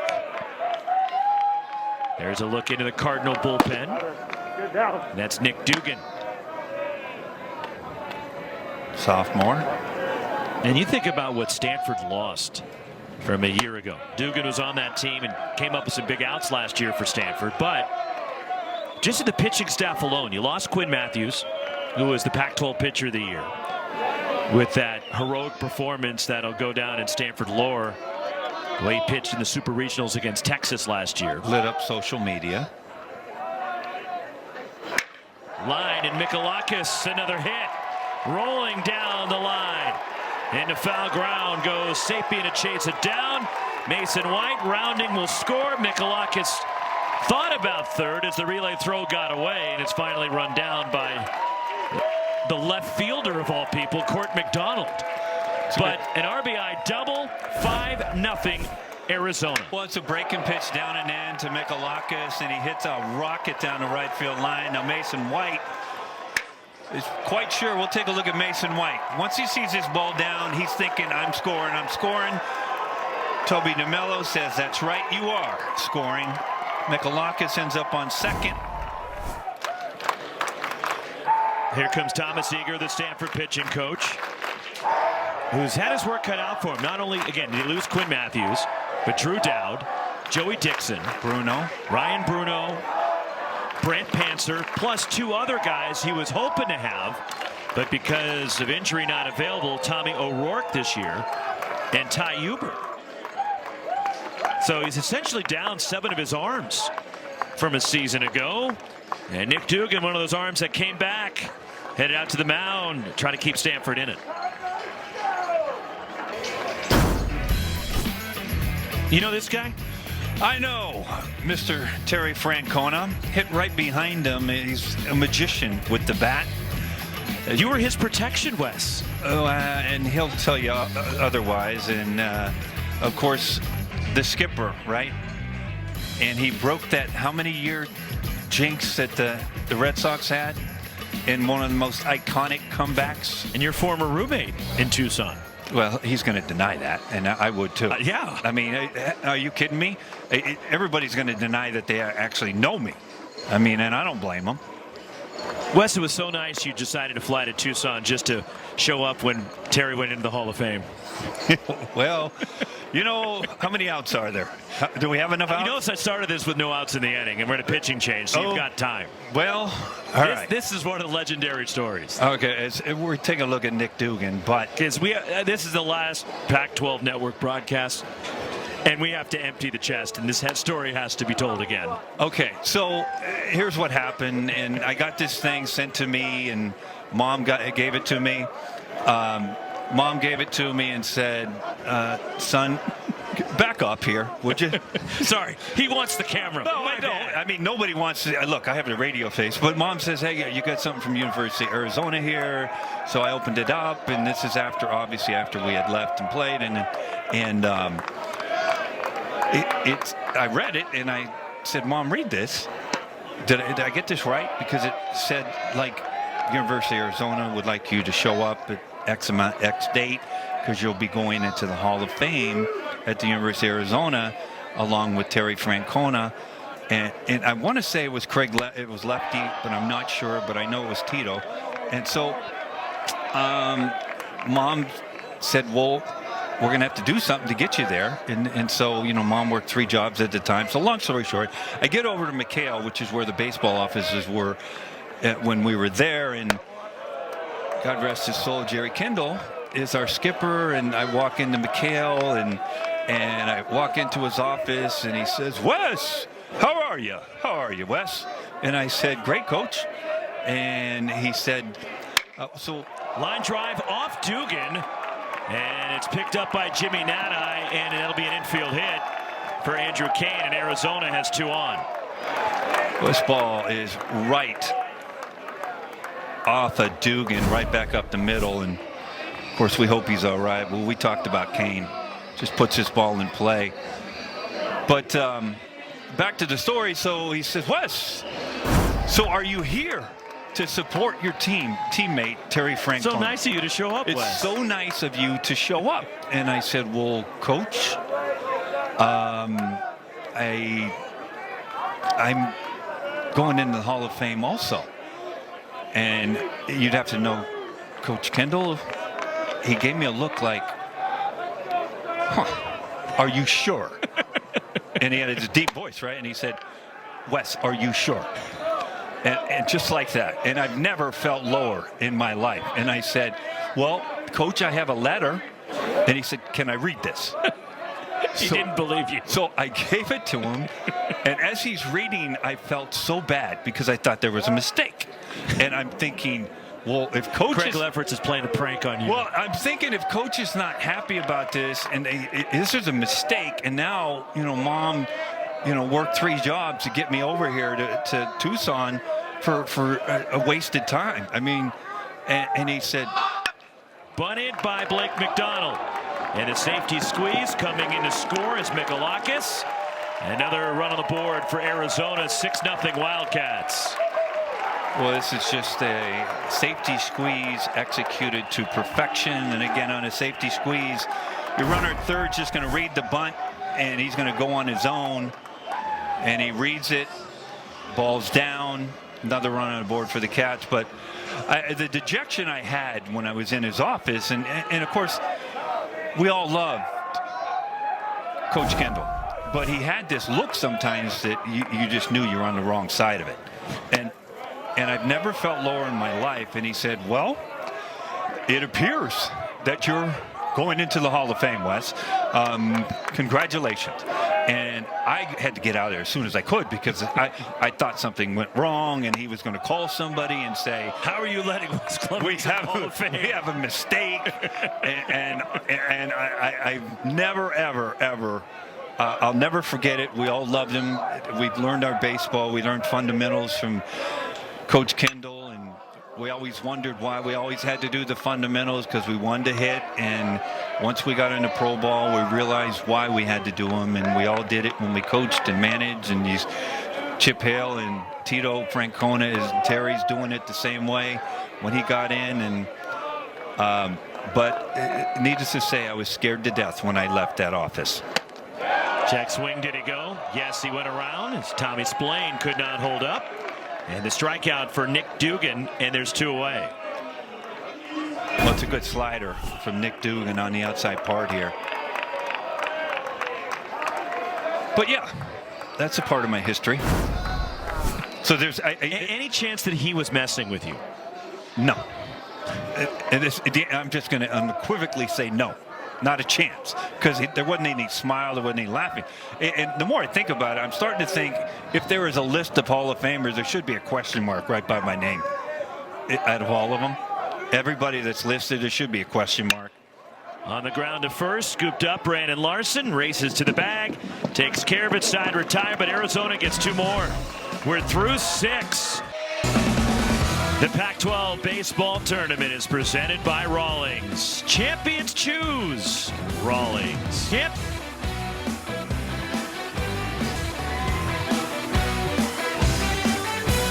Six nothing Wildcats. On to the 7th, middle third of the order for the Cardinal against Clark Candiotti, who's sound the last 16 Stanford batters.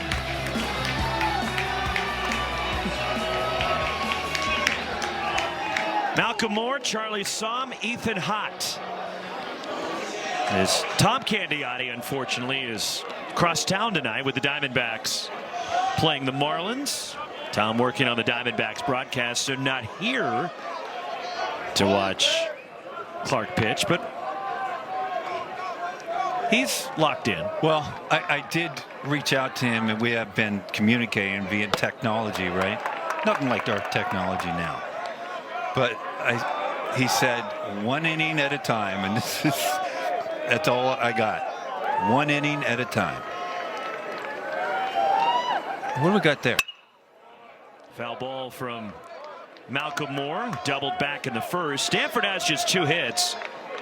It was a Moore double in the first inning. That was the last hit for Stanford. Is this community and also popcorn? Jimmy Nadai with a single.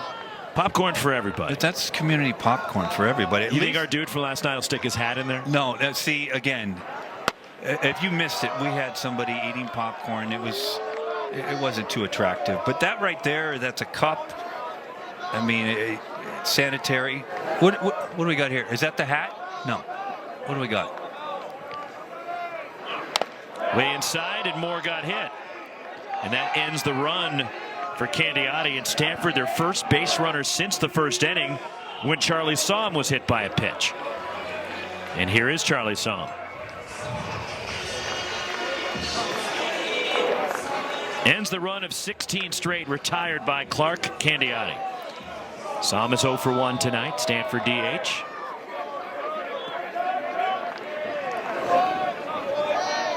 Candiotti up over 80 pitches now. Winner gets USC in the championship tomorrow night. And fooled by the breaking ball 0-1 on Somm.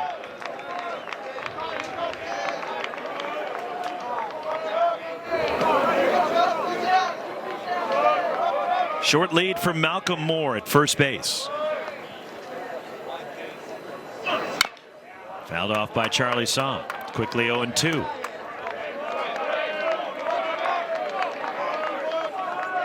And we haven't even talked about the historic softball that the Pac-12 had. And quite frankly, I mean, there's been 40 national championships in women's softball in college. The Pac has 24 of them. 24. 12 for the Bruins, 8 for the Wildcats. Somm the other way, and Stanford has something going here in the 7th. Malcolm Moore hustling over to third, and that is the first hit since Moore's double in the first inning. And runners at the corners for the Cardinal with nobody out. And your update. So UCLA, after beating Georgia last night, leading the Bulldogs in Westwood tonight. A win puts them in Oklahoma City. Tough loss for the Wildcats in Stillwater tonight. And Stanford getting drubbed at home by LSU in game 1. That's super regional. Well, now if you're the Cats, you have a 6-0 lead. You assume first and third and no outs. You're going to give up a run in this inning. Strike to Ethan Hunt. But what you don't want to do is extend an inning by rushing an out, catch a ball, and it's all about outs now for the Cats. They need 9 more outs. It's about getting 1 out at a time. Some stirring in the Arizona bullpen for the first time.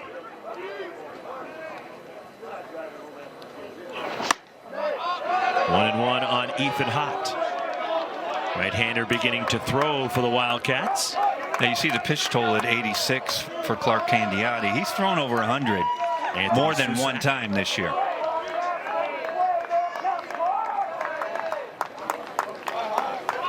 One and one. Swing and a miss.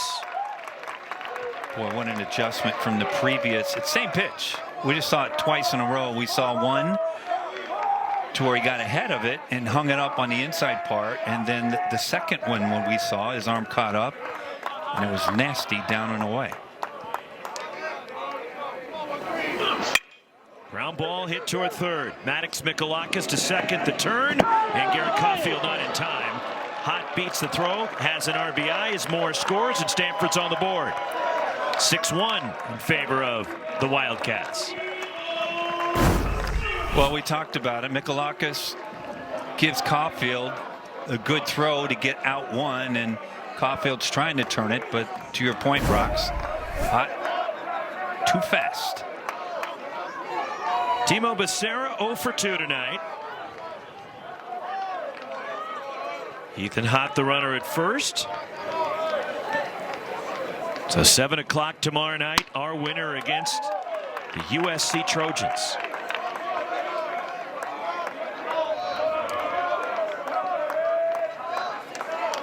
The 4-seed Trojans, who are 3-0 in this tournament after beating Cal earlier today. Now Sunday night they'll announce the hosts and the national seeds. Yep. And then Sunday nights when head coaches don't sleep across the country. Some do, Some don't. Back through the middle. And Timo Becerra's single stopping at second is hot. And here comes Brandon Larson, a big power guy coming up for the Cardinal. Well, it's a breaking ball. Middle, and you saw the reaction from Candiotti on the mound. He didn't want it there.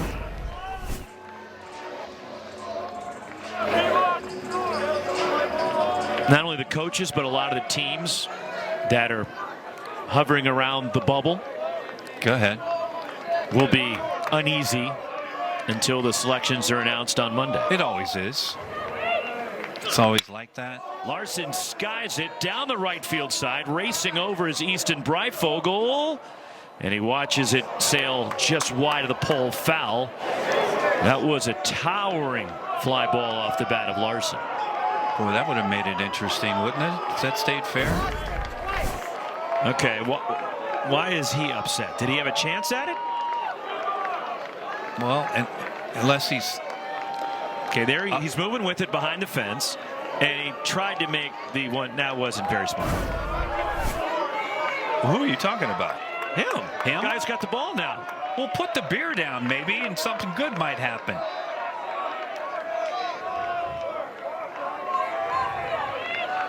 Even if he put the beer down, he wasn't catching it. 0-2 on Larson. Entered the ball game in the 4th inning. Somehow they still. Okay, the right person has the ball now. Okay, hold on. She's got it. I mean, that beer right there is just cemented to his hand. Oh, now we got the left hand. All right. And how about the youngster with the baseball? That's the beauty of baseball, isn't it?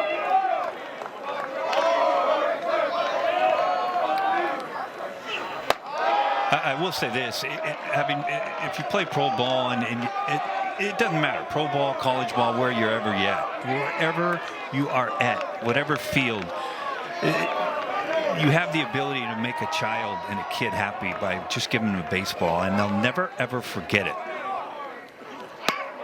And Larson lays off at a full count now. 3-2, 1 out, 2 on for Stanford. Well, let's see what they elect to throw Larson, the big man who can leave the yard in the second on a 3-2 count. And the pitch. Strike 3 called. Candiotti gets the outer half of the plate. Well, 10 strikeouts for Clark Candiotti. Well, Clark has done this throughout the year. The ability to throw something soft on a 3-2 count. He's done it the entire year. And it's not a hard breaker. It's a get me over breaking ball on the outside part. That's all it is.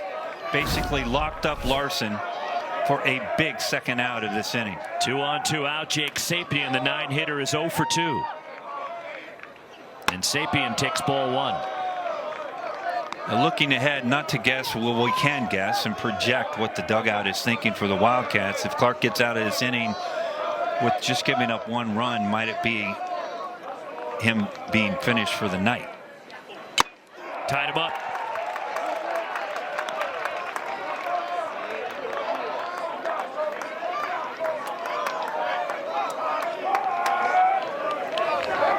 Pitch number 100 coming up for Candiotti.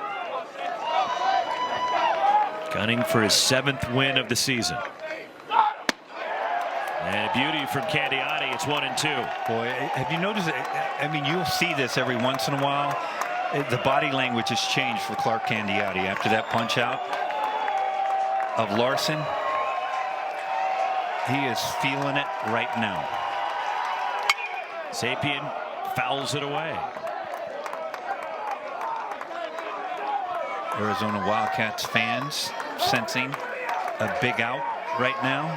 They're hoping to get Sapien trying to ruin it. 1-2. Here it comes. High to Jake Sapien. 2-2.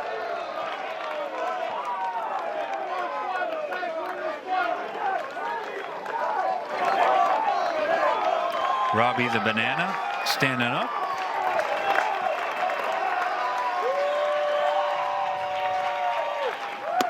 Got him.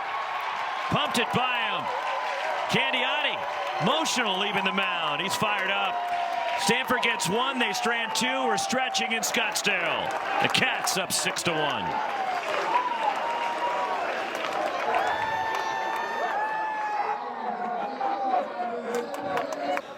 Much easier, and we are nothing without them.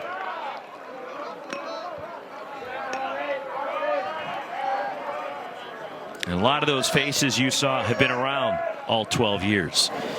With us at Pac-12 Network is Brandon Rogers leading off the bottom of the 7th. Fouls it off 1-1 facing Dugan.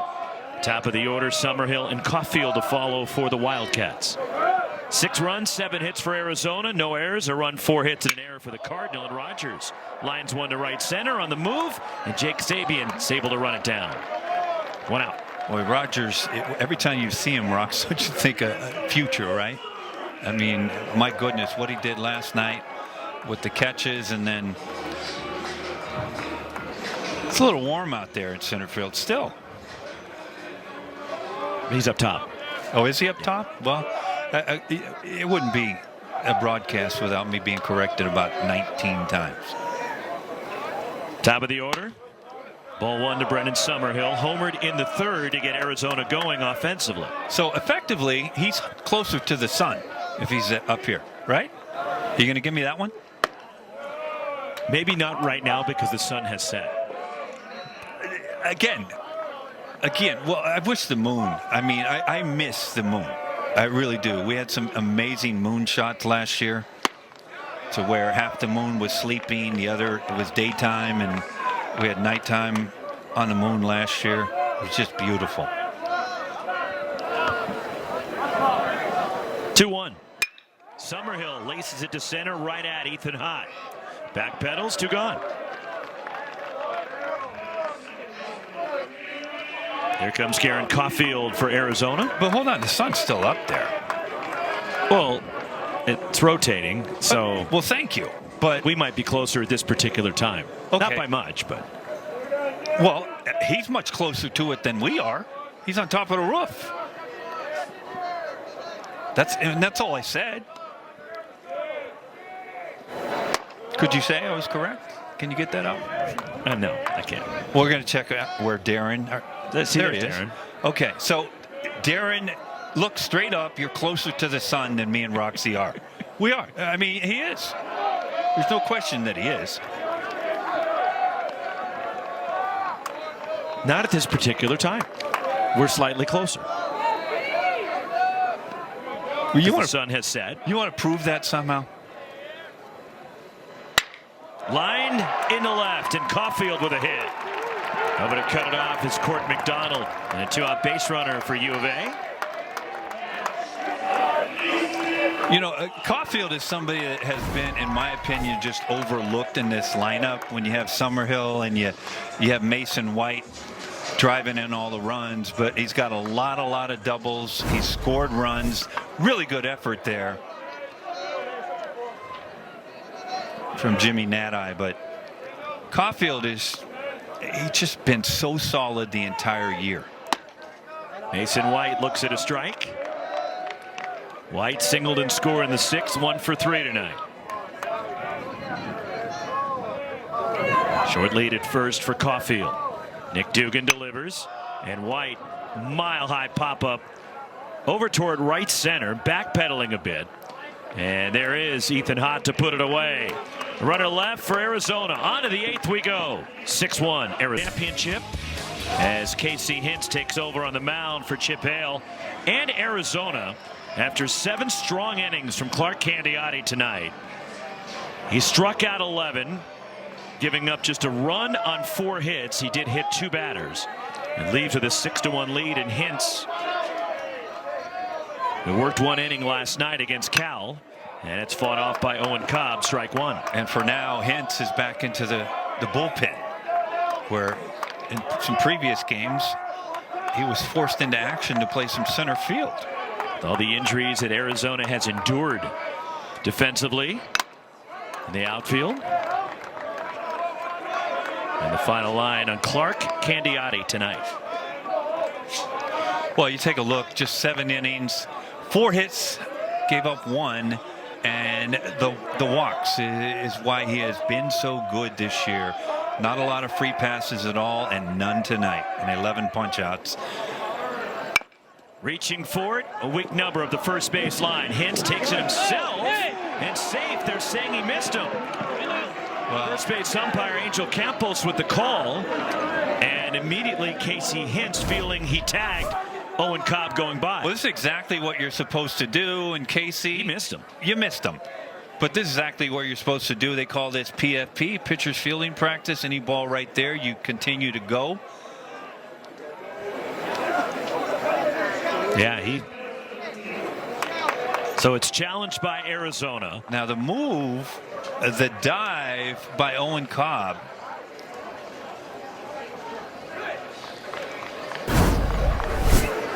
I don't think this will be a long review. Just a hunch.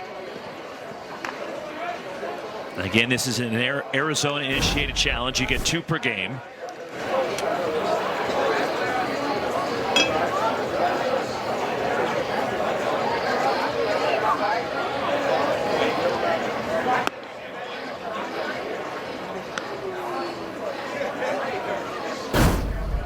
And the ruling on the field was safe, and an infield hit for Cobb if it stands.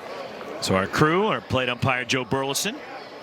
So you have 3 feet to avoid a tag at the bag. And he was right near the lane anyways. Well, he's inside the lane now. Now he's outside the lane, but he has 3 feet to avoid the tag. Now, where he ends up could be beyond 3 feet. Because we're only talking about 36 inches. And waiting for the verdict. But to the shot that we got, it was very obvious that he missed him, right? But we don't know what they're appealing here.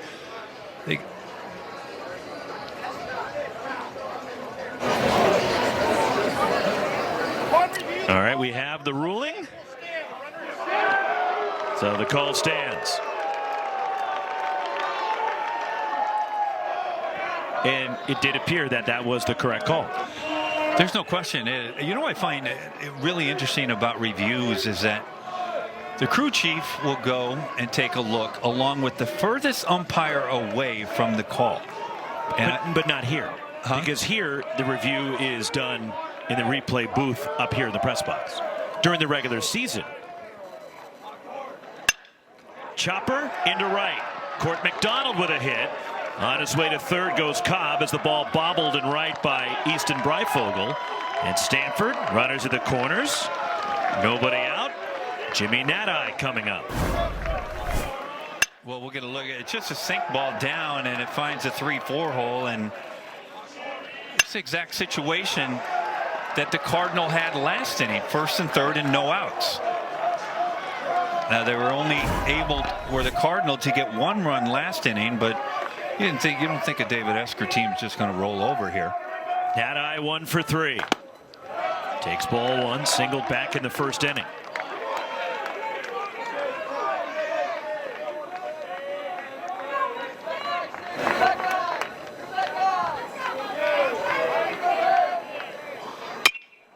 There's a chopper, tough play. Mikalakis on the move, and he throws out Nadai. To second goes McDonald, in to score Cobb. 6-2 Arizona. 45th RBI for Jimmy Nadai on the year. Well, Nadai gets the job done, but so does Mikalakis to get that all-important first out of the inning.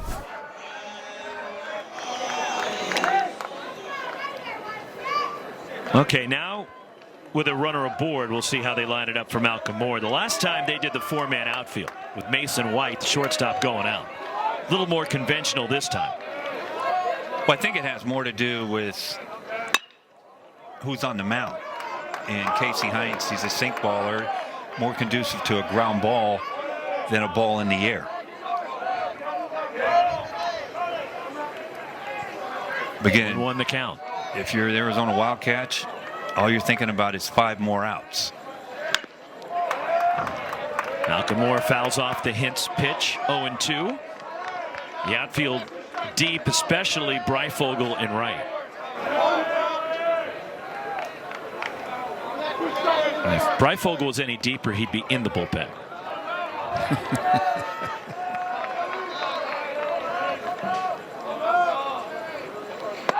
Got him.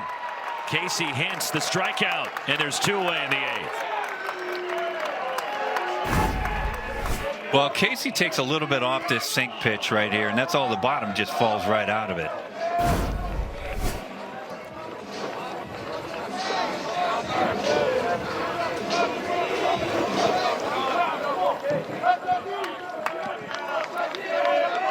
Charlie Somm singled in the 7th.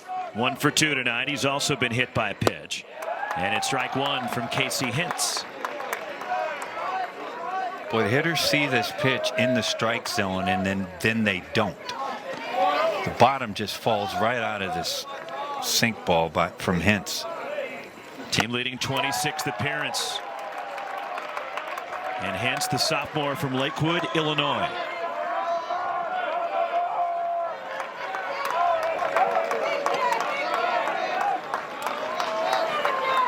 Oh, and 2. Somm lays off. A week ago, he was playing center field in the 2nd game of a crucial series against the Beavers. A week later, in the middle of a potential winner, getting the Cats to the title game in the tournament. Fought off by Charlie Somm.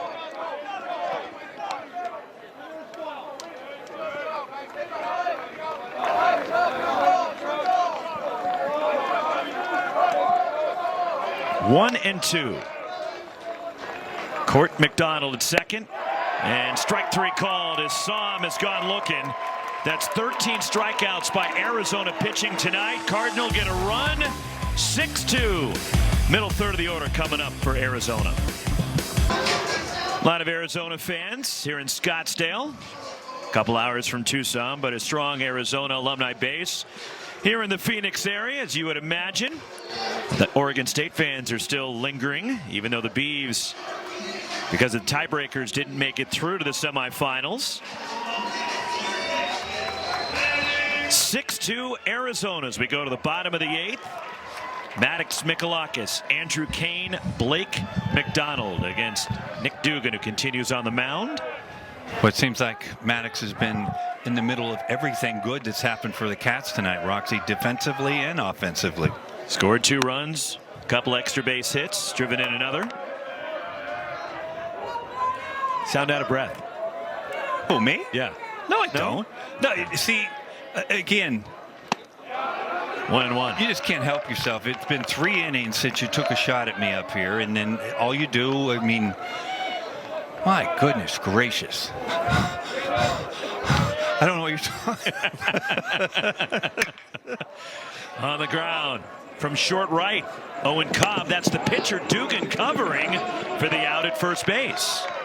Wow. Well, Dugan gets over. Does this play look closer? I thought Michalakis might have beat this thing. No, he didn't. Some good feet.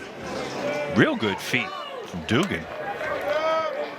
Pitcher. Here's Andrew Kane, who singled in the 6th. If you're looking toward the 9th, Stanford will have Hott, Becerra, and Larson due. And it's a 4-run lead for Arizona. Should the Cats hang on, it's Arizona and USC tomorrow night, 7 o'clock on ESPNU with the Pac-12 Tournament Championship game. And the automatic bid to the NCAA field. And it missed just wide from Dugan. If this score holds and the Trojans happen to win tomorrow night, that would be 5 that the Pac-12 should have. That's just a beautiful changeup from Nick Dugan. Saw this kid last year, and that changeup was just lethal.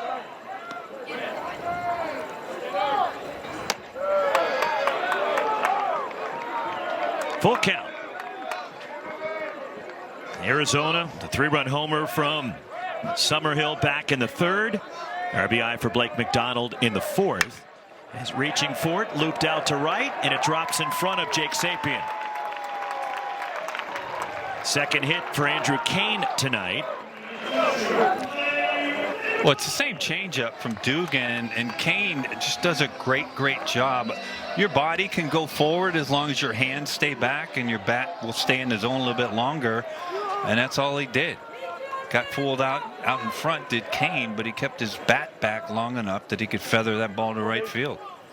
RBI for McDonald in the 4th, sacrifices last time, as Arizona got 2 more in the 6th. RBIs for Mikalakis in that frame, and McDonald. So 1 gone here in the 8th inning. Just missed ball 1.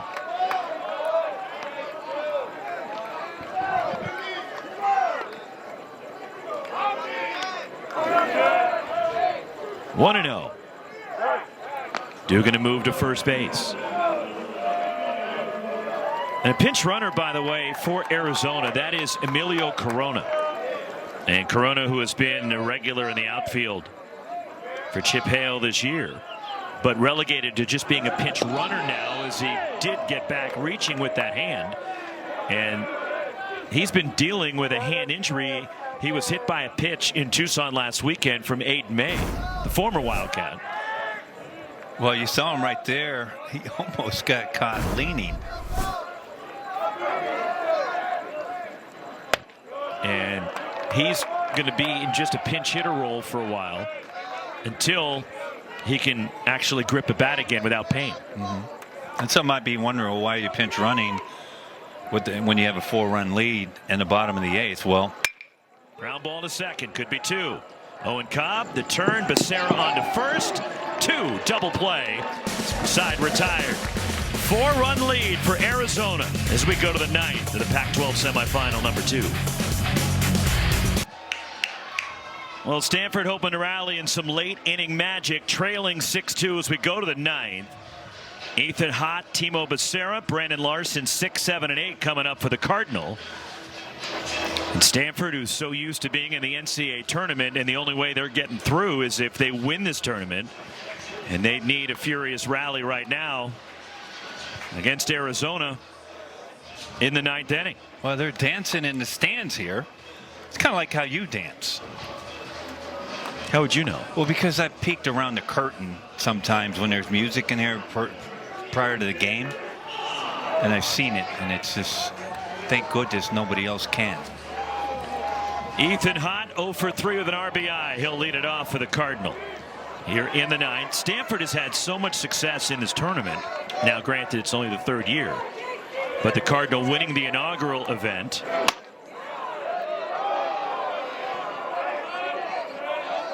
A couple of years ago.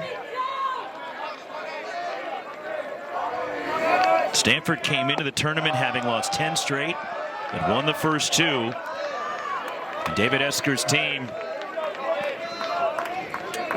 trying to prolong their season some way. A program that went to the College World Series again last year. Despite not winning the Pac-12 tournament last year, Oregon beat Arizona in the final. And Oregon, or rather Stanford and Arizona, is deep in the hole, and Mason White makes the play, 1 out. Well, Arizona and Stanford are the only teams that have reached the semifinals each of the 3 years.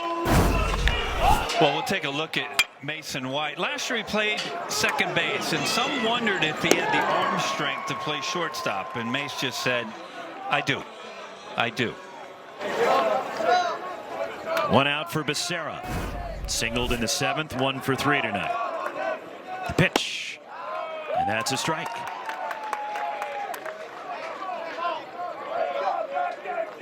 Stanford has hosted a regional each of the last 6 tournaments, the only team in the country to do so. Hit sharply on the ground, backhanded, Garrett Caulfield, and there's 2 outs in the 9th. Brandon Larson, the last hope to keep it going for Stanford.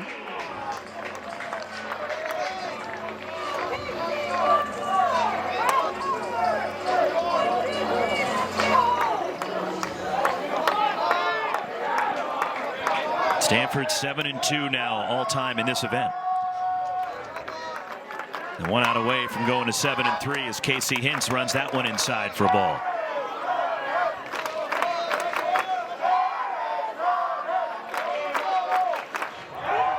Casey Hintz trying to get the final out here. It's 2-0 and get Arizona the championship against USC. Cat fans up. I'm sure there'll be a lot more of them tomorrow night if Arizona advances. If they get this third out here, there will be a lot of people. They had a big crowd here last year when Arizona was in the final. They sure did. So did the Ducks, for that matter. 2-1. The pitch. 3-1 the count. 7 strong innings from Clark Candiotti. And now Hintz trying to finish it off. Strike on the outside corner, and it's full. As Larson thought it was ball 4, he dropped the bat, was getting ready to jog up the first baseline. Not always a good thing to do. 1 strike away. Here it comes. And that's ball 4, and Larson is on, and Stanford still has life. It's never easy, though. You know that, Roxy. Never easy to close out a game. You need 27 outs. That's the beauty of our game. So it's Jake Sapien at the plate now. And on deck, Owen Cobb would love one more at bat, at least in his college career. And Sapien, the junior from Atwater. Larson not being held at first by Tommy Splain. And that one got away from Hintz, and easily to second on the wild pitch is Larson. And I think Sapien turned away in disgust because he said, you know, maybe I should have hung in there and wore it.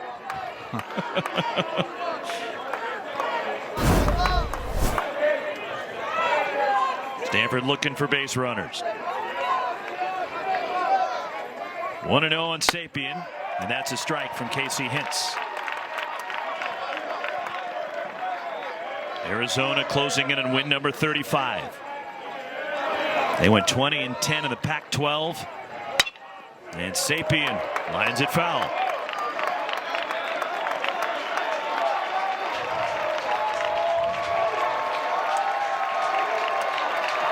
Arizona fans rising again.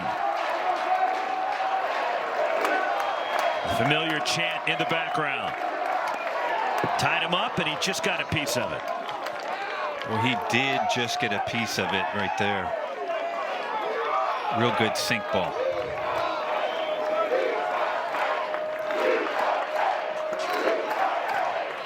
The 1-2 upstairs. 2 balls, 2 strikes.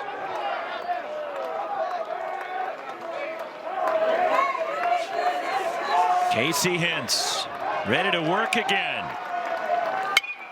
Fouled off by Jake Sapien.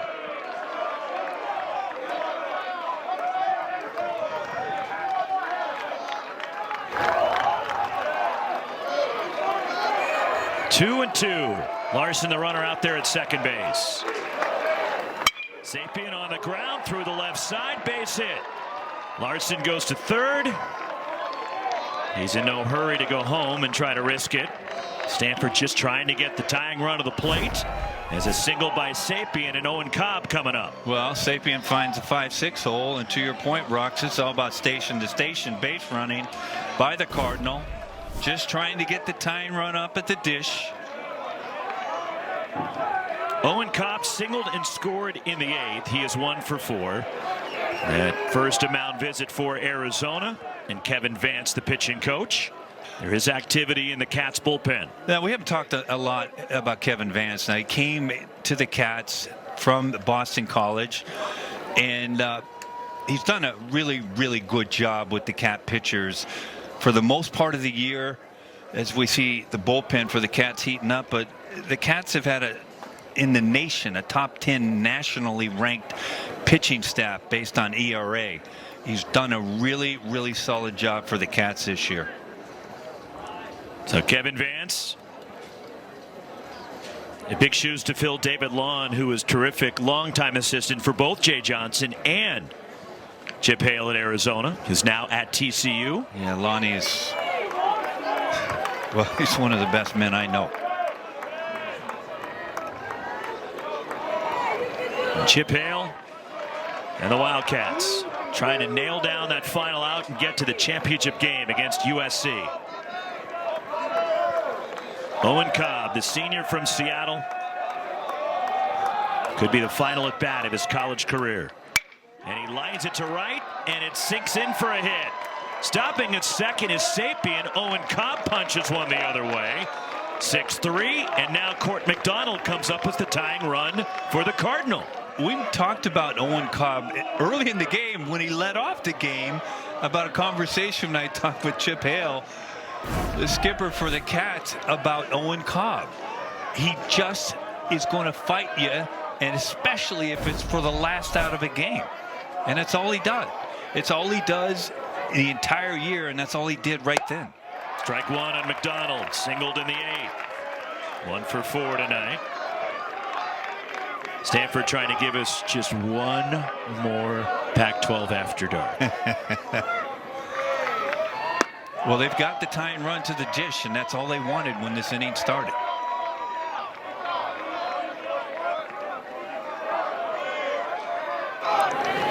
Larson at second, Cobb at first. The 1-1. On the ground is short. Mason White scoops it up. Underhands close play. Out at second base, and David Esker's challenging immediately. Well, you have to. You have to review this no matter what. So we have a little extra drama. Well, we're going to get a look at it. Ruling on the field was out. Mason's flip over to Caulfield. Where's the feet? Well, we might be playing some more baseball. Strange things are afoot in Scottsdale. Close. Again, the ruling on the field was out. And there's Cobb sliding in.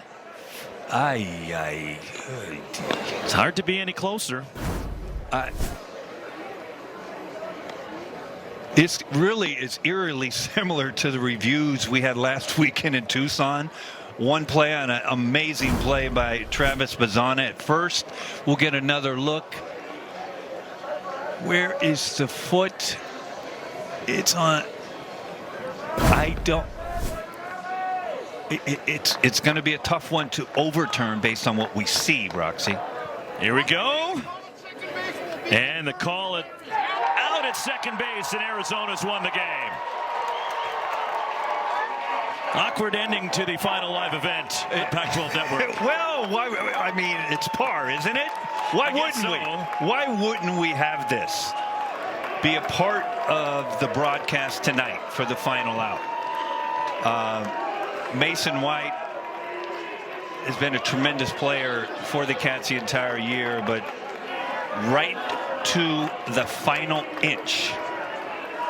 Stanford season ends at 22-33, and the Wildcats advance to play USC in the championship game. Tomorrow night, 7 o'clock. In all likelihood, Cam Walty will make the start for the Arizona Wildcats. And we talked to Andy Stankiewicz after their win against Cal, and he's like, I have no idea what's going on tomorrow yet. Well, but this is the way it is when you get to the final game in a conference tournament, right? Because all you're doing is trying to win today, and that's all Andy Stankiewicz was trying to do, win today. We talked to him after the game today, and he just said, I don't know, we'll figure it out. And again, it's one of those games tomorrow for both clubs to where you run guys out there and somebody's playing catch in the bullpen, Roxy, right off the bat in inning 1. All hands on deck. It's just the way it is tomorrow.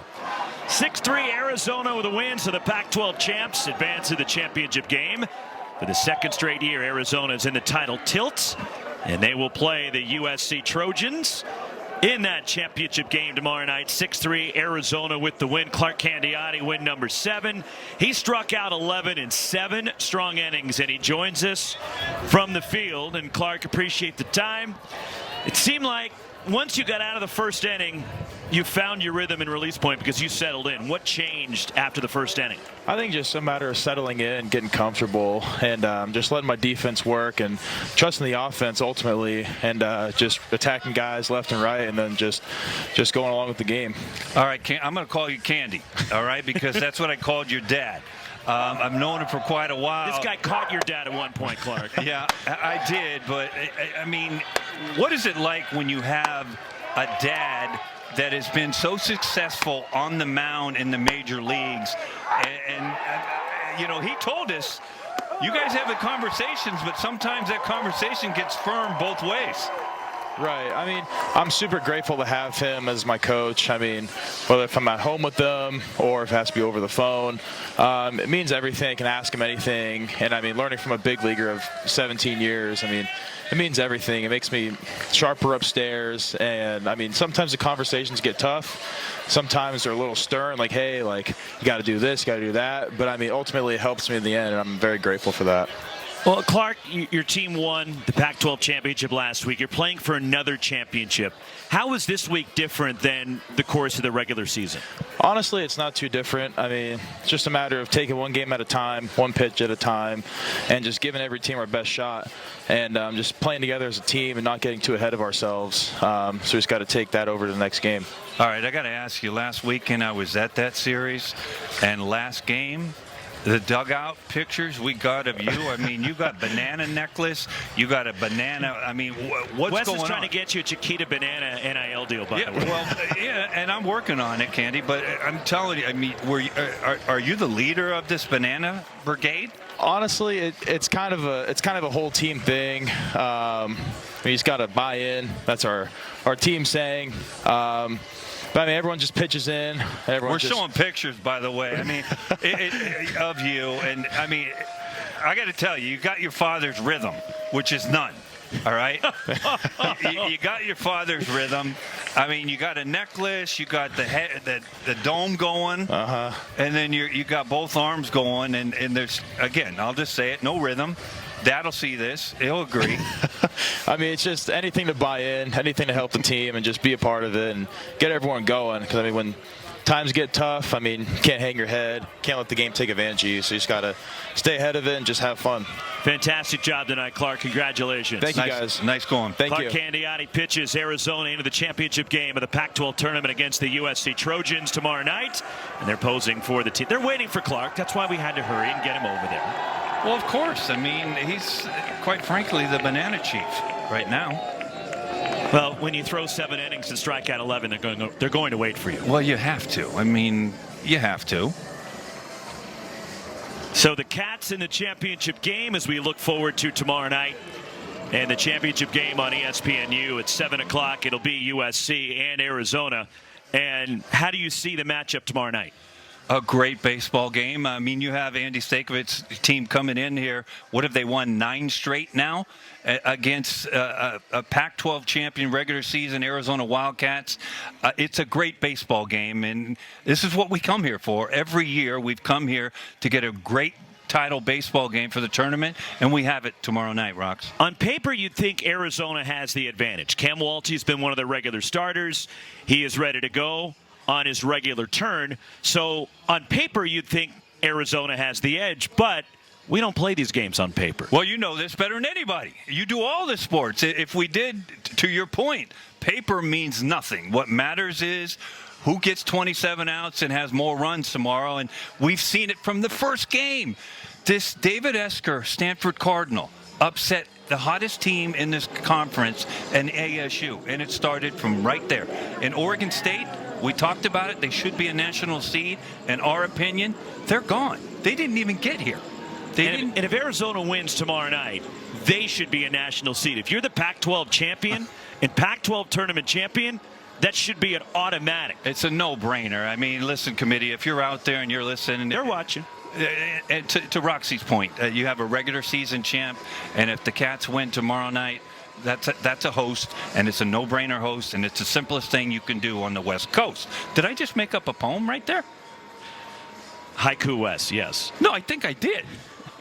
Wow. So USC in the championship game, scrappy team that Andy Stankiewicz has. You know they're going to battle and compete. They played tremendous baseball here recently, and they're going to come in hungry knowing that more than likely they need to win to get to the NCAA tournament. Well, you're right. And there's no question that in order for Andy Stankovich's club and the Trojans to get to the postseason, they need to win tomorrow night. If they do win, that makes the Pac-5 team league for me, in my opinion, in your opinion, and all the coaches in the Pac-12, their opinion as well. But it's going to be a great game. It's an Andy Stankovich's club offense, last in the league in home runs, right? They don't hit the long ball, but they do the little things, and it's going to be a fun game. USC, Arizona, tomorrow night. That'll be the final Pac-12 baseball game, at least the Pac-12 as we know it. Who knows what the future holds, but this also is the last Pac-12 baseball broadcast on Pac-12 Network. We've been proud to be here for the 12 years of this conference for baseball. Look, Wes, you won a national championship at Arizona. You're a Hall of Famer at the University of Arizona. You've got a big part. As much as I prod and make fun of you and take jabs at you, you're one of the greats, and nobody can ever take a championship away from you. And I know how much this conference and Pac-12 baseball means to you. And as we sit here tonight, what are you thinking about when you reflect on what Pac-12 baseball means to you? Well, you know, I've been thinking about this. All you out there, you Pac-12 athletes that are watching right now, and I thought about it. We've both been thinking about it for 2 weeks. What are we going to say? What are we going to say? The anger's gone. We've all been there and done that, right? The anger, that's been long gone. That's been long gone. And I thought about writing something down. I mean, obviously, you guys know I'm not the most articulate one. Mr. Roxy Bernstein helps me, nonstop, right? So we understand this. So what I'm going to say, it might not be that smooth, but I'm going to try to get it out. I'm going to tell you, if you're one of the athletes that played for the Pac, just understand one thing. It is never going to be taken away from you.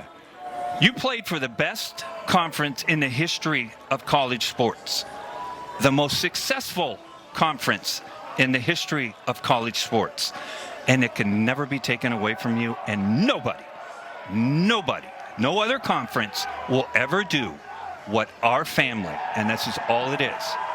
It's our family of athletes and staff and crew. It's us. And nobody will ever take it away. No matter how hard they try, nobody will ever take that away from all of us. It's a family. Well said, Wes. That's what it is. That's what it is. And the last thing I'm going to say is that this is a tough one. I don't know who made the decision to let this old Arizona Wildcat sit up in the booth and talk about the best game in the world, which is what I believe baseball is. I don't know the decision makers. I know who they are. I know the people, but I don't want to leave anybody out, so I'm not going to name anybody particular, but I'm just going to say thank you to all who were involved, to allowing me to do this.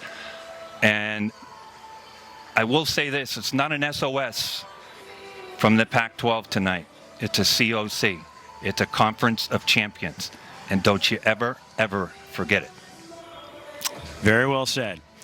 As Wes, Arizona Hall of Famer, part of the 1980 National Championship team, you look at the illustrious history of Pac-12 baseball. Far and away the most national titles, USC with 12 of the 29. 7 Hall of Famers. 14 MVP awards, including 7 by the legendary Sun Devil Barry Bonds. 15 Cy Young Award winners, 5 by the former Trojan Randy Johnson, and 8 #1 overall picks in the Major League Draft, dating back to Rick Monday, who was the first one in 1965. So again, this is the last live event on Pac-12 Network. Pac-12 Networks began 12 years ago. I was one of the first hires and have been with the network since the launch. Tonight, I have the honor and the responsibility to say goodbye, because this is the final broadcast on Pac-12 Network. A different version of the Pac-12 will continue into a new era with the network's live event coverage that concludes tonight. Over the last 12 years, we have put our heart and soul into more than 9,000 live broadcasts. I could not be prouder to be a part of a special collection of people on and off the camera that have worked tirelessly to bring you all of these events. I want to say thank you to my amazing colleagues. Far too many to mention by name. But first and foremost, we need to thank you, the fans. Your passion and energy has always been felt. And without you, none of this would have been possible. And thank you to the student athletes, their families, coaches, support staff, sports information directors, and administrators for all of your help and support along the way. We hope we did justice to your stories that truly made this the Conference of Champions. On a personal level, this league is deep in my heart and soul. As a Bay Area kid, I went to Cal and Stanford games. I grew up on Pac-10 sports, was introduced to the legendary athletes, teams, traditions, rivalries. Graduating from Cal and getting my first big break when I was 23, becoming the radio voice of Cal basketball, I've been associated with this conference for nearly all my life. Like so many of you out there, it means more to me than I can express. It's been such a privilege to sit in this seat and be a part of it all. It's been a fantastic run, and we've had an absolute blast bringing you these games. As my good friend Bill Walton says, thank you for my life. As we leave you tonight, here's a look back at some of the most memorable moments from the last 12 years.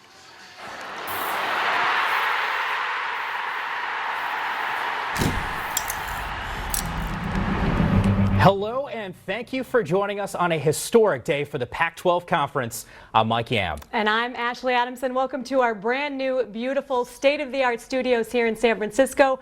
We're so thankful you've decided to join us and watch a bit of history in the making right now as we celebrate the launch of the Pac-12 networks.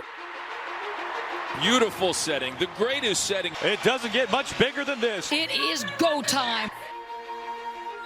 Not many people get to experience what we get to experience together right now, okay? Not many people in life get to do what we're about to do.